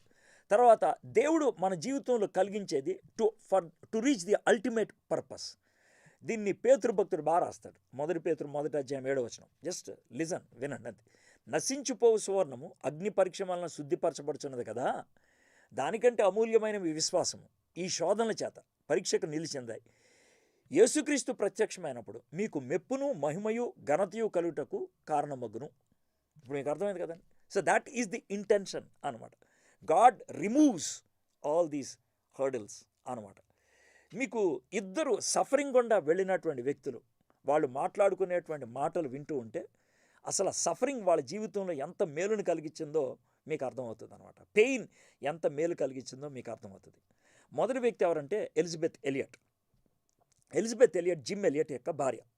జిమ్ ఎలియట్ ఈక్వెడార్లో ఉన్నటువంటి అక్వా వౌడాని ట్రైబ్ మధ్యన పరిచయం చేయడానికి వెళ్ళినప్పుడు ఫస్ట్ టైం వాళ్ళ మధ్యకి వెళ్ళినప్పుడే జిమ్ ఎలియట్ని వాళ్ళు చంపేశారు. అప్పుడు ఎలిజబెత్ ఎలియట్కి ఒక చిన్న పాప ఉన్నది అంతే. అయితే భర్త చచ్చిపోయాడు యంగ్ ఏజ్లో, ఈజ్ అబౌట్ 29 years, చచ్చిపోయాడు. ఎంత బాధ ఉంటుందో ఆలోచించండి. అయితే ఈమె మళ్ళీ వాళ్ళ మధ్యకే వెళ్ళి పరిచయం చేసింది. అయితే కొంతకాలం పరిచయం చేసి సంఘాన్ని స్థాపించి ఎవరైతే తన భర్తను చంపారో వాళ్ళకే క్రీస్తు ప్రేమని చెప్పి మంచిగా దేవుని వాక్యం చెప్పి పరిచయం చేసింది. ఆమె మళ్ళీ అమెరికా వచ్చినప్పుడు కొంతమంది అన్నారు, నువ్వు ఒంటరిగా ఉండటం మంచిది కాదు, పెళ్లి చేసుకుంటే మంచిది అని అంటే షీ మ్యారీడ్ అనదర్ పర్సన్. అయితే ఆ పర్సన్కి పెళ్లి చేసుకున్న కొన్ని రోజులకే క్యాన్సర్ వచ్చింది. ఆ క్యాన్సర్తో 3 ఏళ్ళు సఫర్ అయ్యి ఆయన చచ్చిపోయాడు. ఆ టైంలో ఈ ఎలిజబెత్ ఎలియట్ ఒక పుస్తకం రాసింది. దేవుడు నాకు ముందు ఒక భర్తనిచ్చాడు, ఆ భర్త సడన్గా చచ్చిపోయాడు. సార్ రెండో భర్తనిచ్చాడు, ఆ వ్యక్తి నా ఎదురుగా సఫర్ అయ్యి చచ్చిపోయాడు. వై ఓన్లీ మీ, ఎందుకు అనేటువంటి ప్రశ్న నాకు చాలాసార్లు వచ్చింది. అయితే వీటన్నిటి మధ్యన నాకు అర్థమైంది ఏంటంటే నేను ఆ సఫరింగ్ గుండా వెళ్తున్నప్పుడు దేవుడు నా క్యారెక్టర్ని రూపుదిద్దినట్లు ఇంకెవరిది చేయలేదు. So it's a gift from God. అది దేవుడి దగ్గర నుంచి నాకు వచ్చినటువంటి ఫలం అని అనుకుంటా ఉన్నది. అయితే ఇలాంటి టైంలో ఆమె ఇంకొక ఆమెను కలవడానికి వెళ్ళింది. ఆమె పేరు జోని. 17 ఏళ్ళు అప్పుడు ఆమె చాలా అందంగా ఉండేది. అమెరికా అందగత్తెల పోటీకి ఆమె సిద్ధపడతా ఉన్నప్పుడు ఆమె డైవింగ్కి వెళ్ళినప్పుడు హెడ్ డైరెక్ట్గా బాటమ్ తల్లి ఇక్కడ నుంచి ఆమె ప్యారలైజ్ అయిపోయింది. ఆ టైంలో యేసుప్రభుని అంగీకరించి కొంతకాలం అయిన తర్వాత she started writing a book. ఆ బుక్ సఫరింగ్ మీద, ఆ సఫరింగ్ రాసిన పుస్తకం మీద జోని ఎలిజబెత్ ఎలియట్ని ఫోర్వర్డ్ రాయమంటానికి పిలిచిందనమాట. ఆమె ఆ పుస్తకం అంతా చదివి ఎలిజబెత్ ఎలియట్ జోనీతో ఒక మాట చెప్పింది. ఏమని చెప్పిందంటే, అమ్మ Joni, suffering is never for nothing. దేవుడు ఎప్పుడైనా మనల్ని శ్రమ గుండా వెళ్ళనిచ్చాడంటే అది ఉద్దేశం లేకుండా కాదు. There will be a reason. Joni తాను రాసినటువంటి బుక్ని ఆమె మళ్ళీ కంప్లీట్గా ఎలిజబెత్ ఎలియట్ చెప్పిన దాన్ని బట్టి ఆమె మార్చేసి she gave the title suffering is never for nothing అని కొత్తగా. ఎందుకని చెప్పిందనంటే pain, please try to understand, is a gift from God. ఎందుకంటే పెయిన్ అండ్ సఫరింగ్ లేకపోతే కనుక ఏముంటుంది? లెప్రసీ ఉంటుంది ఫిజికల్గా. అదేవిధంగా మారల్గా పెయిన్ అండ్ సఫరింగ్ అనేది లేకపోతే కనుక ఏముంటుంది? డిప్రావిటీ ఉంటుంది, భ్రష్టత్వం ఉంటుంది, పనికిమాలిన జీవితాలు ఉంటాయి, వైలెన్స్ ఉంటుంది లోకంలో. కాబట్టి గుర్తుపెట్టుకోండి, pain and suffering they are like barricades మన మారల్ లైఫ్కి, నైతిక జీవితానికి కంచె లాంటిది అన్నమాట. God uses that. ఆ సఫరింగ్ హార్ట్కై ఉండొచ్చు, లేకపోతే మైండ్కై ఉండొచ్చు, సోల్కై ఉండొచ్చు, స్పిరిట్కై ఉండొచ్చు, బాడీకై ఉండొచ్చు, రిలేషన్కై ఉండొచ్చు, ఎనీథింగ్. ఈ సఫరింగ్ ద్వారా what happens we correct our selves. మన జీవితాన్ని మనం సరి చేసుకోవడానికి వీలవుతూ ఉంటుంది. అయితే ప్రూనింగ్ అనేది చాలా హార్ష్గా ఉంటుంది, క్రూయల్గా అనిపిస్తూ ఉంటుంది. మా ఇంట్లో ద్రాక్ష తీగలు ఉన్నాయి 2. అయితే లాస్ట్ ఇయర్ చాలా ఎక్కువ ఫలం ఇచ్చినాయి, 7 kgs దాకా వచ్చాయి. ఎలా వచ్చాయి అని అంటే కనుక ఈ పూతకి ముందు, అంటే ఈ పువ్వులు రాకముందు మా దగ్గరలో ఉండేటువంటి ఒక గార్డెనర్ వచ్చి ఆయన ఏం చేశాడంటే ఈ కత్తిరి తీసుకొని ఆకులన్నీ కత్తిరించేశాడు. కేవలం మొండెం మాత్రం ఉంది, జస్ట్ ది ఎంటీ వైన్ కొమ్మలు ఆయన అంతే. తీగ ఒక్క పచ్చ ఆకు లేదు, చాలా నేకెడ్గా ఉన్నదనమాట, అందం లేకుండా ఉన్నది, పనికిమాలిందిలాగా ఉంది. బట్ అవుట్ ఆఫ్ దట్ ఆ ఆకులన్నీ కత్తిరించేయటం బట్టి ఆకులు తీసుకునేటువంటి ఆ శక్తి అంతటిని కూడా కొమ్మలు ఈ కొత్తగా వచ్చినటువంటి పూతకి ఇవ్వటంతో పెద్ద పెద్ద గుత్తులు రావటం మొదలుపెట్టినాయి అన్నమాట. సో అన్వాంటెడ్ ఏరియాకి స్ట్రెంగ్త్ వెళ్ళకూడదు, రైట్ ఏరియాకి స్ట్రెంగ్త్ వెళ్ళాలి. అది ఆ యొక్క వైన్లో నేను అప్పుడు చూసినటువంటి మాట అన్నమాట. ఎంత బ్యూటిఫుల్గా ఉన్నదో చూడండి. సో బెటర్ నుంచి బెస్ట్లోకి వెళ్ళాలంటే ఆ ప్రూనింగ్ జరగాలి. రెండో పని కూడా చేశాడు ఆయన. ఏంటంటే ఆయన ఏం చేశాడంటే ఆ కొమ్మల్లో కొన్ని కొమ్మలు చివరిగా ఎండిపోయినవి ఉన్నాయి చూసా, వాటిని కత్తిరించేశాడు, కొంచెం దూరం దాకా కత్తిరించేశాడు. ఎందుకనంటే ఎండిపోయిన చోట డిసీజెస్ ఉంటాయి, ఇన్సెక్ట్స్ ఉంటాయి. అవి కనుక కత్తిరించకపోతే కనుక దట్ డిసీజ్ విల్ స్ప్రెడ్, అది వ్యాప్తి చెందుతూ ఉంటుంది అనమాట. So God is interested in quality and also quantity. వాసి రాసి 2 ఉండాలి, అది ఆయన కోరుకునేటువంటి మాట అన్నమాట. ఇప్పుడు మీకు చెప్తాను చూడండి, ఈ వాసి రాసి అనేది ఎలా ఉంటుందో. మనం ఒకళ్ళకి సువార్త చెప్పి, లేకపోతే ఓ మీటింగ్లో మనం మాట్లాడేసి, లేకపోతే ఒకరోజు ఒక మంచి వర్తమానం వినేసి ఒక విధమైనటువంటి సంతృప్తిలోకి వెళ్ళిపోతూ ఉంటాం. గుర్తుపెట్టుకోండి, సాటిస్ఫాక్షన్ అనేది స్పిరిచువాలిటీలో ఎప్పుడు ఉండకూడదు. ఆత్మీయతలో, స్పిరిచువాలిటీలో ఎప్పుడు సాటిస్ఫాక్షన్ ఉండకూడదు. ఎప్పుడైతే సాటిస్ఫాక్షన్ ఉంటుందో యూ డోంట్ గ్రో, ఇంక ఎదగో, ఇంక కిందకి వెళ్ళిపోతావు, పతనం వెళ్ళిపోతావు. అందుకని అది జరగకుండా ఉండాలంటే కనుక you should never be happy with your spirituality. ఇంకా బాగా అవ్వాలి, ఇంకా బాగా అవ్వాలి, ఇంకా బాగా అవ్వాలి. అదే కదా పౌలు భక్తుడు చెప్తున్నాడు, నేను ఆల్రెడీ సాధించేశాను అని కాదు, గురి వద్దకే పరిగెత్తాలి, క్రీస్తు స్వారూప్యంలోకి వెళ్ళిపోవాలి. అందుకని నేను సమస్తాన్ని పెంటగా ఎంచుకొని ముందుకు వెళ్ళిపోతున్నాను అని అంటూ ఉంటాడు. సో అది జరగకుండా ఉండాలి. కాబట్టి we need to look for the best. So గుర్తుపెట్టుకోండి, మన తండ్రి చేతిలో ఉన్నటువంటి కత్తి, knife, it never makes a mistake, it never makes a mistake. So doctors surgery విషయంలో పొరపాటు చేస్తారేమో, కానీ పరమ వైద్యుడైనటువంటి దేవుడు మన జీవితం మీద సర్జరీ చేసినప్పుడు he never makes a mistake. If he prunes anything, if he cuts off anything, it is intentional, it's purposeful, it is useful. అది అవసరం, అది ఖచ్చితం, అది ఉద్దేశపూరితం. ఆ విషయం గుర్తుపెట్టుకోండి. కాబట్టి విశ్వాసీ జీవితంలో శ్రమ వచ్చినప్పుడు, శ్రమ ఎందుకు వచ్చింది? పాపాన్ని బట్టి వచ్చిందా, లేకపోతే నేను మాట వినకపోతే వచ్చిందా? ఆలోచించండి. అది ఏది కాకపోతే కనుక 119వ కీర్తనలో 3 వచనాలు చదివి వినిపిస్తాను చూడండి. ఇవన్నీ శ్రమల గురించే, ఇవన్నీ శ్రమల గురించే. 166వ వచనం నుంచి మనం చూసినట్లయితే అన్ని శ్రమల గురించే ఉంటుందండి. 119వ కీర్తన 66వ వచనం నుంచి 67వ వచనం చదువుతున్నాను. శ్రమ కలుగక మునుపు నేను త్రోవ విడిచితిని, ఇప్పుడు నీ వాక్యమును అనుసరించి నడుచుకొనుచున్నాను. Before I was afflicted I went astray, but now I keep your word. అంటే ఎలా ఉంటుంది తెలుసా? దేవుడు ఒక దెబ్బేస్తే లైన్లోకి వచ్చారనమాట. He hit me so that I could come on to the line. 119:71 నేను నీ కట్టడలు నేర్చుకున్నట్లు శ్రమ నుండి ఉండుట నాకు మేలాయను. It is good for me that I was afflicted that I might learn your statutes. ఎందుకంటే శ్రమ వచ్చినప్పుడు, కష్టం వచ్చినప్పుడు, దేవుని దగ్గరకు వచ్చినప్పుడు వి గెట్ న్యూ ఇన్సైట్స్. కొత్త విషయాలు మనకు తెలుస్తూ ఉంటాయి. 119:75 యెహోవా, నీ తీర్పులు న్యాయమైనవి, విశ్వాస్యత గలవాడవై నీవు నన్ను శ్రమపరిచితవని అనియు నేను ఎరుగుదును. I know O Lord that your rules are righteous and that in faithfulness you have afflicted me. దేవుడు నమ్మదగినవాడు. He allowed pain into our lives because it is necessary. అది అవసరం కాబట్టి అది అనుగ్రహించాడు. విలియం పెన్ 1644 నుంచి 1718 దాకా ఉండేవాడు. విలియం పెన్ పేరుని బట్టే పెన్సిల్వేనియా అనే స్టేట్ పేరు వచ్చింది. అమెరికాలో ఉన్న వాళ్ళకి it gives a little bit. His motto was like this: no pain no palm. నొప్పి లేకుండా మనకి పామ్ రాదు. No thorns no throne. ముళ్ళు లేకుండా కిరీటం, సింహాసనం అనేది రాదు. No gall no glory. చేదు లేకుండా మహిమ రాదు. No cross no crown. సిలువ లేకుండా కిరీటం రాదు. What a beautiful thing it is. So we need to go through that pain అనేటువంటి మాట ఆయన చెప్తా ఉన్నాడు. So my friends, are you going through pain? Check out ఈ 5 రీజన్స్లో ఏ రీజన్ అనేది. If it is for a better life, if it is for you to get the best, praise the Lord. Take it in a positive way. దాన్ని సరైనటువంటి దృక్పథంలో తీసుకోవడానికి ప్రయత్నించాయి. And this should happen on an every day basis. ప్రతిరోజు జరగాల్సిందే. వాక్యాన్ని చదువుతున్నప్పుడు it is the word of God that dissects us. మనలోకి వెళ్ళి చీల్చి మన జీవితంలో ఇది ఉండకూడదు, ఇది ఉండకూడదు, ఇది ఉండాలి, ఇది ఉండాలి అని తీసి పడేసేదిగా ఉంటుంది. God uses the knife called word of God. 2 అంచులు కలిగిన ఖడ్గాన్ని వాడుతూ ఉంటాడు. అండ్ హిట్స్ అస్. కొంతమంది నేను వాక్యం చెప్తున్నప్పుడు అంటారు, సార్ మీరు చాలా సూటిగా చెప్తారు సార్, మీరు చాలా కటుగ్గా చెప్తూ ఉంటారు సార్, చాలా హార్ష్గా చెప్తూ ఉంటారు అనేసి. Yes, I preach the word of God. దేవుని వాక్యాన్ని బోధిస్తూ ఉంటాను. కాబట్టి word of God is shown as a sword.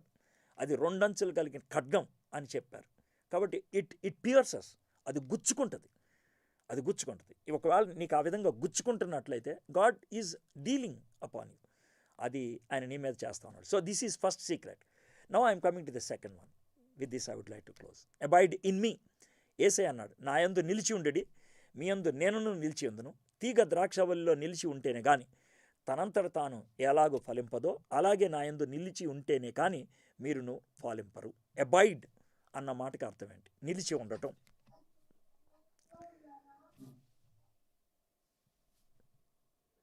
Abide అనేటువంటి మాటకి సింపుల్గా చెప్పాలంటే కనుక ఫెలోషిప్, సహవాసం.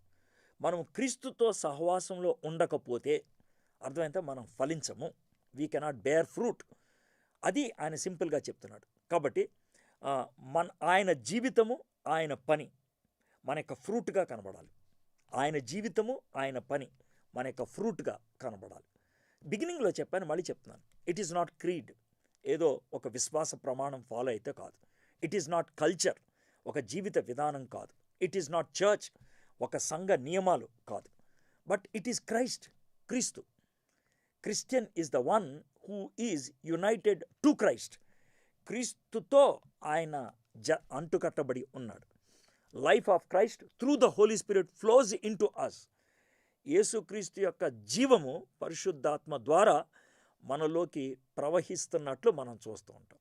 ఏ Christian is the one who is in Christ and here we are exhorted to abide in him.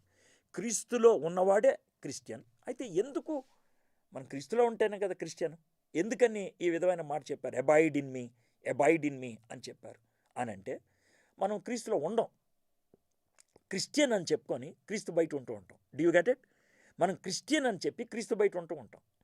Christian అని చెప్పి బయటికి వెళ్ళిపోతూ ఉంటాం. అందుకని తప్పిపోయిన గొర్రె కోసం ఆయన ఎతుకుతూ ఉండాల్సి వస్తుంది. We are like lost sheep. అంటే మనం దేవుని బిడ్డం, ఆయన గొర్రెము, కానీ వెళ్ళిపోయాం మనం. వీ హ్యావ్ డ్రిఫ్టెడ్ అవే, తప్పిపోయాం, జారిపోయాం. కాబట్టి ఇట్ నీడ్స్ ఎవ్రీడే అబైడింగ్. ప్రతిరోజు మనం చేయాలి. ఇందులో 2 విషయాలు చెప్తున్నాడు. నా యందు నిలిచి ఉండడి, మీ యందు నేనును నిలిచి ఉందరు. 2 విషయాలు మనం చేయాలి. పాజిటివ్గా మనం క్రీస్తులో నిలిచి ఉండాలి. ప్యాసివ్గా మనలో క్రీస్తు నిలిచి ఉండేటట్లు చేయాలి. 2, we need to allow Christ to live in us and we need to live in Christ. ఈ రెండు జరగాల్సిందే, అప్పుడే ఇది జరుగుద్ది. ఎట్లాగంటే యేసుక్రీస్తు నిజంగా మనలో ఉంటాడా? యేసుక్రీస్తు ప్రభువారు తండ్రి కుడిపార్శాన కూర్చొని ఉన్నాడు. మరి మనలో ఉండేది ఎవరు? తన లాంటి ఒక ఆయన మనలోకి పంపించాడు. ఆయన పరిశుద్ధాత్ముడు. హీ ఇండ్వెల్స్ అస్, మనలో ఉంటాడు. పరిశుద్ధాత్ముడు మనలోనే ఉంటాడు. డ్వెల్లింగ్, మనలో ఉండటం అంటే ఏంటంటే సింపుల్గా చెప్పాలంటే తిష్ట అంటే మనలో ఉండిపోవటం. తిష్టకి ప్రతిష్టకి తేడా ఉంది.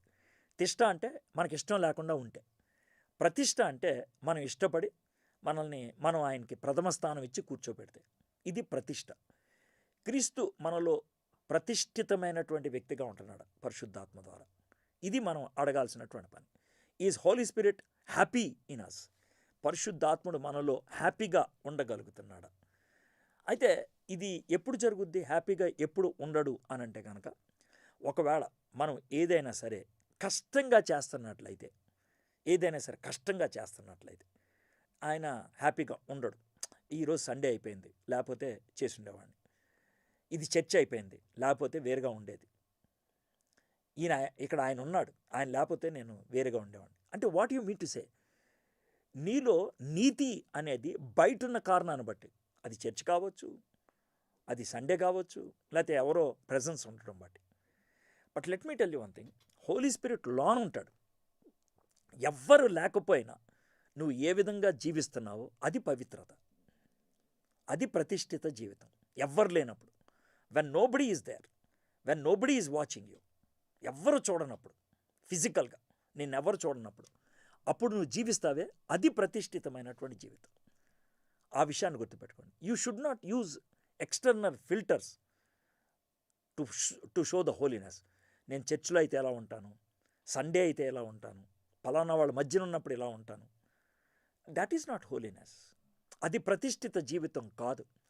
ప్రతిష్ఠిత జీవితం అంటే wherever I am, whatever day it is, whoever is around me, I will be the same. ఎక్కడున్నప్పటికీ, ఏ రోజు అయినప్పటికీ, ఎవరున్నప్పటికీ, ఎవరు లేకపోయినప్పటికీ నా జీవితం ఎలాగే ఉంటుంది. అది ప్రతిష్ఠిత జీవితం. సో అబైడింగ్ ఇన్ క్రైస్ట్ అంటే అదనమాట. క్రీస్తులో అంటుకట్టబడినప్పుడు ఎక్కడున్నా సరే కూడా అదే ఫలాన్ని ఇస్తాను నేను. My fruit will not change based on the day, place or people. దినాన్ని బట్టి కానీ, ప్రదేశాన్ని బట్టి కానీ, ప్రజల్ని బట్టి కానీ ఫ్రూట్ మారదు అని అంటాడు. శామ్యుయల్ జ్వెమర్ ఏమంటాడంటే, ప్రతి క్రైస్తవుడి హృదయంలో రెండు ఉంటాయి అంట, ఒక సింహాసనం, ఒక సిలువ. యేసయ్యని లోనకి రమ్మన్నప్పుడు ఆయన వస్తాడు. ఒకవేళ మనం సింహాసనం మీద కూర్చుంటే ఆయనకి ప్లేస్ ఎక్కడ లేదు కాబట్టి సిలువ ఎక్కుతాడు. లేదు, ఆయనకి సింహాసనం ఇస్తే మనం ఏం చేయాలి? సిలువ ఎక్కాలి. సో నేను సిలువ ఎక్కితే ఆయన సింహాసనం మీద ఉంటాడు. అప్పుడు ఏమంటాం? క్రిస్టియన్గా ఏమంటాం తెలుసా? నీ చిత్తమే జరుగును బాక. లేదనంటే అలా అనలేం. సార్, క్రిస్టియన్ అయిండు కూడా దేవుని చిత్తం చేయకుండా ఉండేవాళ్ళు ఉంటారు. మోజెస్ చూడండి, మోజెస్ని దేవుడు ఏమన్నాడు? బండను కొట్టరా అన్నాడు, అడగరా అన్నాడు. అడుగు బాబు, నీళ్ళు ఇస్తుందని. కానీ మోజెస్ ఏం చేశాడు? బండను కొట్టాడు.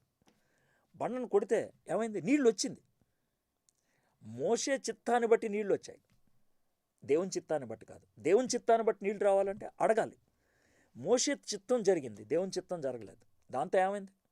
దేవుడు కఠినమైన నిర్ణయం వాడు తీసుకోవాల్సి వచ్చింది. మోషే, నువ్వు వాగ్దాన దేశంలోకి వెళ్ళవు అనేటువంటిది. So do you understand? It is that problem అనమాట. Let my will be done, అది మనం అనుకుంటాం. కాదు, దేవుని చిత్తం అనేది మన జీవితంలో జరగాలి. సో దేవుని చిత్తం జరగాలంటే on every day we need to ask God, lord, it is not my desires, it is not my weaknesses, it is not my strength, but it's always yours. నా శక్తి కాదు, నా బలహీనత కాదు, నా కోరికలు కాదు, నువ్వే ప్రభా, నువ్వే. సో పరిశుద్ధాత్మని మన జీవితంలోకి ఆహ్వానించినప్పుడు తాను బలవంతంగా మన జీవిత లోతుల్లోకి రాడు. మనం ఎంతగా ఆయన్ని అలౌ చేస్తే ఆయన అంతగా లోనకు వస్తాడనమాట. We need to allow him. Take control of this weakness, take control of this strength, take control of this gift. అది మనము అడగాల్సింది అన్నమాట. సో ఇది ఎప్పుడు జరగాలి? వారానికి ఒకసారి జరగాల? ఇలాగ రివైవల్ మీటింగ్స్ జరిగినప్పుడు జరగాల? No, it has to happen on a daily basis, every day. అది ఎలా ఉంటుందనంటే, I want to give you this picture. I read it in some book. I'm sorry, I forgot the name of the book. ఎట్లా అంటే ఒక island ఉంది, ఆ island river మధ్యలో ఉంది. అయితే ఈ రివర్కి ఫ్లడ్స్ వస్తున్నాయి. ఈ ఫ్లడ్స్ రావడంతో ఐలాండ్ మునిగిపోయే పరిస్థితిలో ఉన్నది. ఆ ఐలాండ్లో నువ్వు ఉన్నావు. అయితే ఒక ఆయన వచ్చాడు, గజ్జె ఈతగాడు వచ్చాడు, గ్రేట్ స్విమ్మర్. వచ్చి ఏమన్నాడంటే, సార్ మీకు ఈత వచ్చా అన్నాడు. లేదు సార్. సార్ మరి ఈ ఐలాండ్లో ఉంటే మీరు కొట్టుకొని వెళ్ళిపోతారు, మీరు ఒక పని చేయండి, యూ జంప్ ఆన్ మీ, మీరు నా మీద దూకేయండి, మరి నన్ను గట్టిగా పట్టుకోండి, నేను ఈదుకుంటా అవతలకి వెళ్ళిపోతాను అని ఆయన వెళ్ళిపోతూ ఉంటాడు. జస్ట్ ఇమాజిన్, ఆయన ఈ ఐలాండ్ నుంచి అవతల షోర్కి వెళ్ళటానికి ఈత కొట్టడానికి 1/2 అవర్ పట్టింది అనుకోండి, 30 నిమిషాలు అనుకోండి. ఆయన మీరు ఎంతసేపు పట్టుకోవాలి? 1 మినిటా, 3 మినిట్సా, 10 మినిట్సా, 29 మినిట్సా, 30 మినిట్స్ పట్టుకోవాల్సిందే. మీరు ఎప్పుడైతే ఆయన వదిలేస్తారో కొట్టుకొని వెళ్ళిపోతారు. Do you understand this picture? So ఇప్పుడు మనం రక్షింపబడ్డాం, మనం ఈ లోకం నుంచి విడిచిపోవాలి పరలోకానికి. ఈ మధ్యలో ఉన్నదే అదే ఈదటం. ఆ ఈదటానికి మనం చేయాల్సిన పని ఏంటంటే, యేసయ్యని గట్టిగా పట్టుకోవాలి, వాక్యాన్ని గట్టిగా పట్టుకోవాలి, పరిశుద్ధాత్మని గట్టిగా పట్టుకోవాలి. అప్పుడు he takes us to the other షోర్.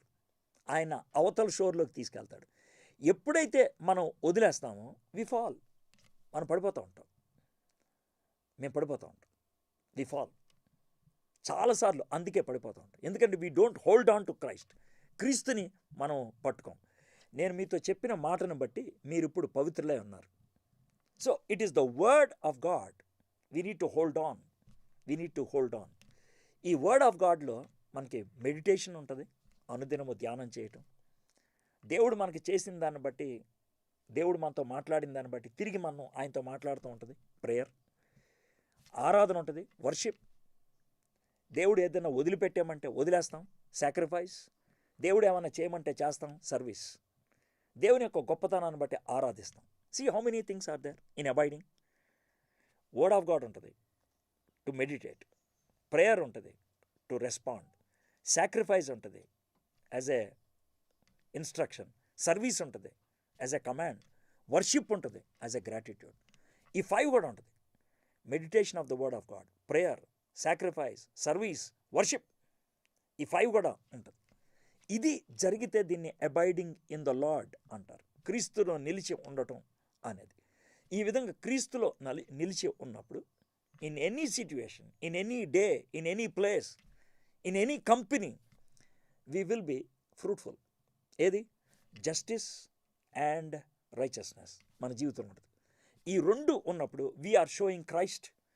క్రీస్తుని మనం చూపిస్తాం, అన్యాయం చేయం, అవినీతి జీవితాన్ని జీవించం. We will be presenting Christ. నువ్వు చప్పట్లు కొట్టి పాట పాడక్కర్లేదు, యేసుప్రభువే నిజమైన దేవుడు అని గట్టిగా అరవక్కర్లేదు. You just live a righteous life, you just live a just life. నీతియుక్తమైన జీవితం, యథార్థమైనటువంటి జీవితం, న్యాయమైనటువంటి జీవితం నువ్వు కలిగి ఉన్నప్పుడు, because you are abiding in Christ, క్రీస్తులో నిలిచి ఉండటం బట్టి, ఆయన దగ్గర నుంచి వచ్చిన శక్తిని బట్టి, ఆయన నిన్ను ప్రూవ్ చేయటం బట్టి నువ్వు ఆ విధంగా జీవిస్తూ ఉన్నప్పుడు, then what happens? You will be showing Christ to the people. క్రీస్తుని ప్రపంచానికి చూపించినటువంటి వ్యక్తి అవుతావు. Christ life inside makes you Christ like outside. క్రీస్తు జీవితం నీలో ఉన్నప్పుడు క్రీస్తు స్వభావాన్ని నేను బయటికి కనపరుస్తూ ఉంటావు. ఆ విషయం గుర్తుపెట్టుకోండి. అయితే దేవుడు నీ ద్వారా తాను చూపించుకుంటున్నాడు కాబట్టి it doesn't happen in isolation. అది ఏకాంతంలో జరిగేది కాదు, కొండల మీద ఎక్కడో జరిగేది కాదు, ప్రజల మధ్యన జరుగుద్ది. It happens among the people. నీ ఆఫీస్లో ఎవ్వరు మంచోళ్ళు కాదు, అందరూ అవినీతి పరులే. That's where you can show Christ likeness. మీ ఆఫీస్లో అందరూ అన్యాయం చేసేవాళ్ళే. That's where you can show your Christ likeness. So దేవుడు మనకిచ్చేది ఐసోలేషన్ కాదు, ఇన్సులేషన్.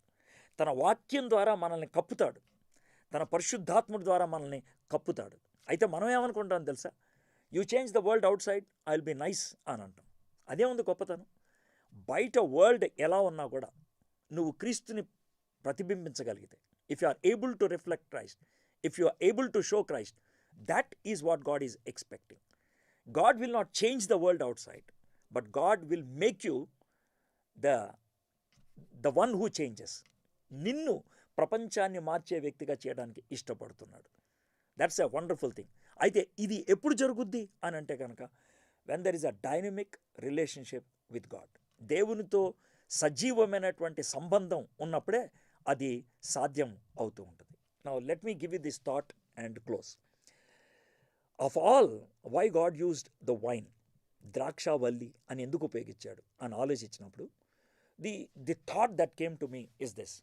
ఇప్పుడు మనకి మిగిలిన చెట్లు ఉన్నాయి అనుకోండి, పెద్ద పెద్ద చెట్లు, కొబ్బరి చెట్టు, మామిడి చెట్టు, తాడి చెట్టు, ఇలాంటివి ఉన్నాయి అనుకోండి. సో ఆ చెట్లు పెద్ద పెద్ద బ్రాంచెస్ ఉంటాయి, పెద్ద పెద్ద దాని అంటారు స్టెమ్స్ ఉంటాయి, అర్థమైందా? సో వాటితో ఇళ్ళు కట్టుకుంటారు, అవి ఇవి చేస్తూ ఉంటారు. కానీ ద్రాక్షావల్లికి వచ్చేటప్పటికి ద్రాక్షావల్లి it can be used only for 2 things. జాగ్రత్త అండి, ద్రాక్షావల్లి రెండే 2 విషయాలకు ఉపయోగపడుతుంది. అయితే టు బేర్ ఫ్రూట్, ఫలాన్ని ఇవ్వడానికి, లేకపోతే టు బర్న్, కాల్ చేయడానికి. Either to bear fruit or to burn. It's not for building. అందుకని ద్రాక్షావల్లితో మనల్ని పోల్చాడు. Either you are bearing fruit or you are burnt. అయితే నువ్వు ఫలభరితంగా ఉంటావు, లేకపోతే కాలిపోతావు. What kind of life you have? నీ జీవితం ఎలా ఉంది? So now things are very much clear. దేవుడు ఏమంటాడంటే నీతియుక్తంగా బతుకు, న్యాయంగా బతుకు. నీతియుక్తంగా న్యాయంగా బతుకుతున్నప్పుడు అవసరత వచ్చినప్పుడు స్వార్థ చెప్పకుండా ఉండవు, అవసరం వచ్చినప్పుడు క్రీస్తుని చూపించకుండా ఉండవు. ఖచ్చితంగా జరుగుద్ది. బట్ అవసరం ఉన్నా లేకపోయినా every time you are representing Christ, క్రీస్తుని కనపరిచేటువంటి వ్యక్తిగా ఉంటావు. Thereby you are Christ witness. అప్పుడు మీరు క్రీస్తు సాక్షిగా ఉండగలుగుతూ ఉంటారు. ఇది జరగాలి అంటే everyday God needs to prune you. దేవుడు నిన్ను కత్తిరించాలి, పత్రించాలి. రెండోది everyday you need to abide in him. ఆయనలో నువ్వు నిలిచి ఉండాలి. You need to allow him to abide in you. నీలో హ్యాపీగా ఉండేటట్లు చేయాలి. ఇది జరిగినప్పుడు you can be consistent. Daily word of God, meditation, prayer, sacrifice, service, worship, ఈ 5 నీ లైఫ్లో ఉంటాయి. వర్డ్ ఆఫ్ గాడ్ చదువుతావు, దాన్ని బట్టి నువ్వు ప్రేయర్ చేస్తావు, ఏదైతే తీసేయాలో వదిలేసుకుంటావు, ఏదైతే చేయాలో చేస్తావు సేవ, దీని అన్నిటిని బట్టి దేవుణ్ణి ఆరాధిస్తావు. As long as it goes consistently you are abiding in Christ and Christ is abiding in you and God is pruning you and you are fruitful. And this can happen consistently. అయితే ద్రాక్షావల్లి, let me conclude this, either it is to bear or to burn. అయితే ఫలాన్ని ఇవ్వడానికి లేకపోతే తగలబెట్టడానికి. It is not for building. So what are you? నువ్వు ఎలా చేయగలుగుతున్నావు? ఒక చిన్న థాట్ చెప్పి నేను ముగిస్తాను. మొరేవియన్ మిషనరీస్ భారతదేశానికి, నార్త్ ఇండియాకి వచ్చారు. ఈ మొరేవియన్ మిషనరీస్ చాలా త్యాగపూరితంగా పరిచయం చేశారు. ఈ త్యాగపూరితమైనటువంటి పరిచయం చేసిన మొరేవియన్ మిషనరీస్ యొక్క లోగో ఏంటి అని అంటే కనుక చాలా బ్యూటిఫుల్గా ఉంటుంది లోగో. ఒక పక్కనేమో చితిమంట ఉంటుంది, అంటే ఫైర్. ఇంకో పక్కనేమో నాగలి ఉంటుంది, మధ్యలోనేమో ఒక ఎద్దు ఉంటుంది, ఆక్స్ మధ్యలో ఉంటుంది. ఒక పక్కన నాగలి ఉంటుంది, ఇంకో పక్కన చితిమంట ఉంటుంది. కింద ఏమనంటే either for service or for sacrifice, either for service or for sacrifice అని ఉంటుంది. సర్వీస్ అంటేనేమో నాగలు దున్నటం, సాక్రిఫైస్ అంటే బలి అర్పణగా వెళ్ళిపోవటం. So that is the motto of Moravian missionaries. Are we serving Christ by being righteous and just? దేవునికి మనం సేవ చేసే వాళ్ళంగా ఉంటున్నాం, నీతియుక్తంగా ఉంటూ న్యాయంగా ఉంటూ, లేదంటే ఆర్ వి ఏ సాక్రిఫైస్, చచ్చిపోవడానికైనా ఇష్టపడుతున్నాము. సో ఇవి దేవుడు కోరుతున్నాడు. My friends, what kind of life you are living? ఎలాంటి జీవితాన్ని మీరు జీవిస్తున్నారు? బ్లాండినా అనేటువంటి ఒక పాప ఉండేది. She only 16 years old. Lyons అనేటువంటి ఊర్లో ఉండేది. అది ఇప్పుడు ఫ్రాన్స్లో ఉన్నది. మార్కస్ అనేటువంటి ఆయన చాలామంది క్రైస్తవులు చంపుతున్నప్పుడు ఈ బ్లాండినా 16-year-old గర్ల్ని తీసుకెళ్ళాడు. చిత్రహింసలు పెట్టి చివరికి చంపేద్దామని, అందరి ముందు ఆమెను చంపితే కనుక ప్రభావం ఎక్కువ ఉంటుందని he announced, we are going to kill Blandina. అంటే చాలామంది వచ్చారు, 25,000 వచ్చారు చూడటానికి. Because Blandina is a very good believer. 14 ఏళ్ళు అప్పుడు యేసు ప్రభువును అంగీకరించింది, 16 ఏళ్ళు అప్పుడు, చిన్న వయసులో చాలా ప్రభావితమైన జీవితం జీవించింది. అంటే న్యాయం, నీతి ఉండేది ఆమె జీవితంలో. సో ఆమెను ఒక పోల్కి కట్టేసి ఒక 20 లయన్స్ని వదిలేశారు ఒకేసారి. ఆ లయన్స్ ఆమెను చీల్చుకు తినేస్తే అందరూ చూడాలి, అప్పుడు వాళ్ళ భయం వేసి ఇంక యేసు ప్రభుని వదిలేయాలని. కానీ ఆ లయన్స్ పరిగెట్టుకుంటూ వచ్చి బ్లాండీ నా కాళ్ళ దగ్గర ఉండిపోయాను. The whole day they did not do anything. ఇంక ఈవినింగ్ ఏం చేయాలో అర్థం కాక ఆమెను ఒక ఐరన్ చైర్ మీద కూర్చోబెట్టి కింద నుప్పులు పెడితే కొద్దిసేపటికి ఆ చైర్ మండిపోయి ఆమె పేరు చేయలేక గట్టిగా అరుస్తుంటే, మంట భరించలేక అరుస్తుంటే ఆమె మీదకు దున్నపోతుని వదిలేశారు. ఆ దున్నపోత ఆమెని కొమ్ములతో పైకి లేపితే ఆ నొప్పుల మీద పడి చచ్చిపోయింది. She died. అయితే ఆమె చనిపోయిన 2-3 మినిట్స్కి జరిగిన విషయం, ఆ స్టేడియంలో ఉన్న 25,000 పీపుల్ ఒక్కసారిగా లేచి నిలబడి అందరూ చేతులెత్తి ఇలా గట్టిగా అరిశారు, యేసు ప్రభువే నిజమైన దేవుడు. She sacrificed her life and her justice and righteousness, the true fruit was a true witness. 25,000 people came to know the Lord. I'm not speaking about 25,000. I'm speaking about her life. తన జీవితం. What about yours? నీ జీవితం ఎలా ఉంది? ప్రార్థన చేసుకుందాం. మా దేవా, మా ప్రభువా, మా జీవితం నుంచి నువ్వు కోరుతుంది 2 విషయాలు: న్యాయం, నీతి, జస్టిస్ అండ్ రైచియస్నెస్. ఆ 2 మా జీవితంలో కొదువైపోతున్నాయి ప్రభువా. అన్యాయం అంటే ఇతరులకు హాని చేయటం అనుకుంటాం, చేయాల్సింది చేయకపోవటం కూడా అన్యాయమే. రైచియస్నెస్ అంటే ఎవరితో గొడవ పెట్టుకోకపోవటం అనుకుంటాం, కానీ నీతో సరైన సంబంధం లేకపోతే కూడా మేము అవినీతి పరులమే. Right relation with God reflected in right relation with people. దేవునితో సరైన సంబంధం ఉండే ఆ సంబంధాన్ని బట్టి తోటి విశ్వాసులతో, తోటి మనుషులతో చక్కటి సంబంధం కలిగి ఉండటమే నీతి ప్రభువా. ప్రభువా, ఇది కన్సిస్టెంట్గా ఉండాలంటే we need to be proved every day, we need to avoid in you every day. ఈ 2 జరగాలి తండ్రి. కన్సిస్టెన్సీకి 2 అవసరం. ఇది మా జీవితంలో ఉండగలటకు సహాయం చేయమని వచ్చినాం.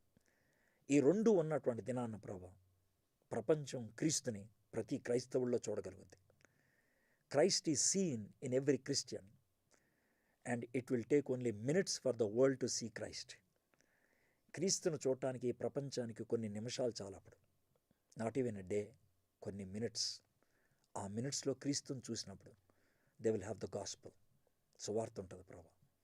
ఆ విధంగా మేము ఉండగలుగుటకు కృప చూపించమని, ఈ వాక్యాన్ని మా జీవితానికి ఆశీర్వాదకరంగా చేయమని యేసు నామములో ప్రార్థన చేయించున్నాం తండ్రి. ఆమేన్. థ్యాంక్ యూ సో మచ్ అన్న, చక్కని వాక్యాన్ని అందించినందుకు. దయచేసి బ్రదర్స్ అండ్ సిస్టర్స్, విన్న వాక్యము మన హృదయంలో ఫలించులాగున దాన్ని మీకు టైం ఉన్నప్పుడు కూడా ఈరోజు నైట్ కానీ రేపు కానీ మరలా ఒకసారి go through those scripture portions, read them, meditate them, పరిశుద్ధాత్మను జ్ఞాపకం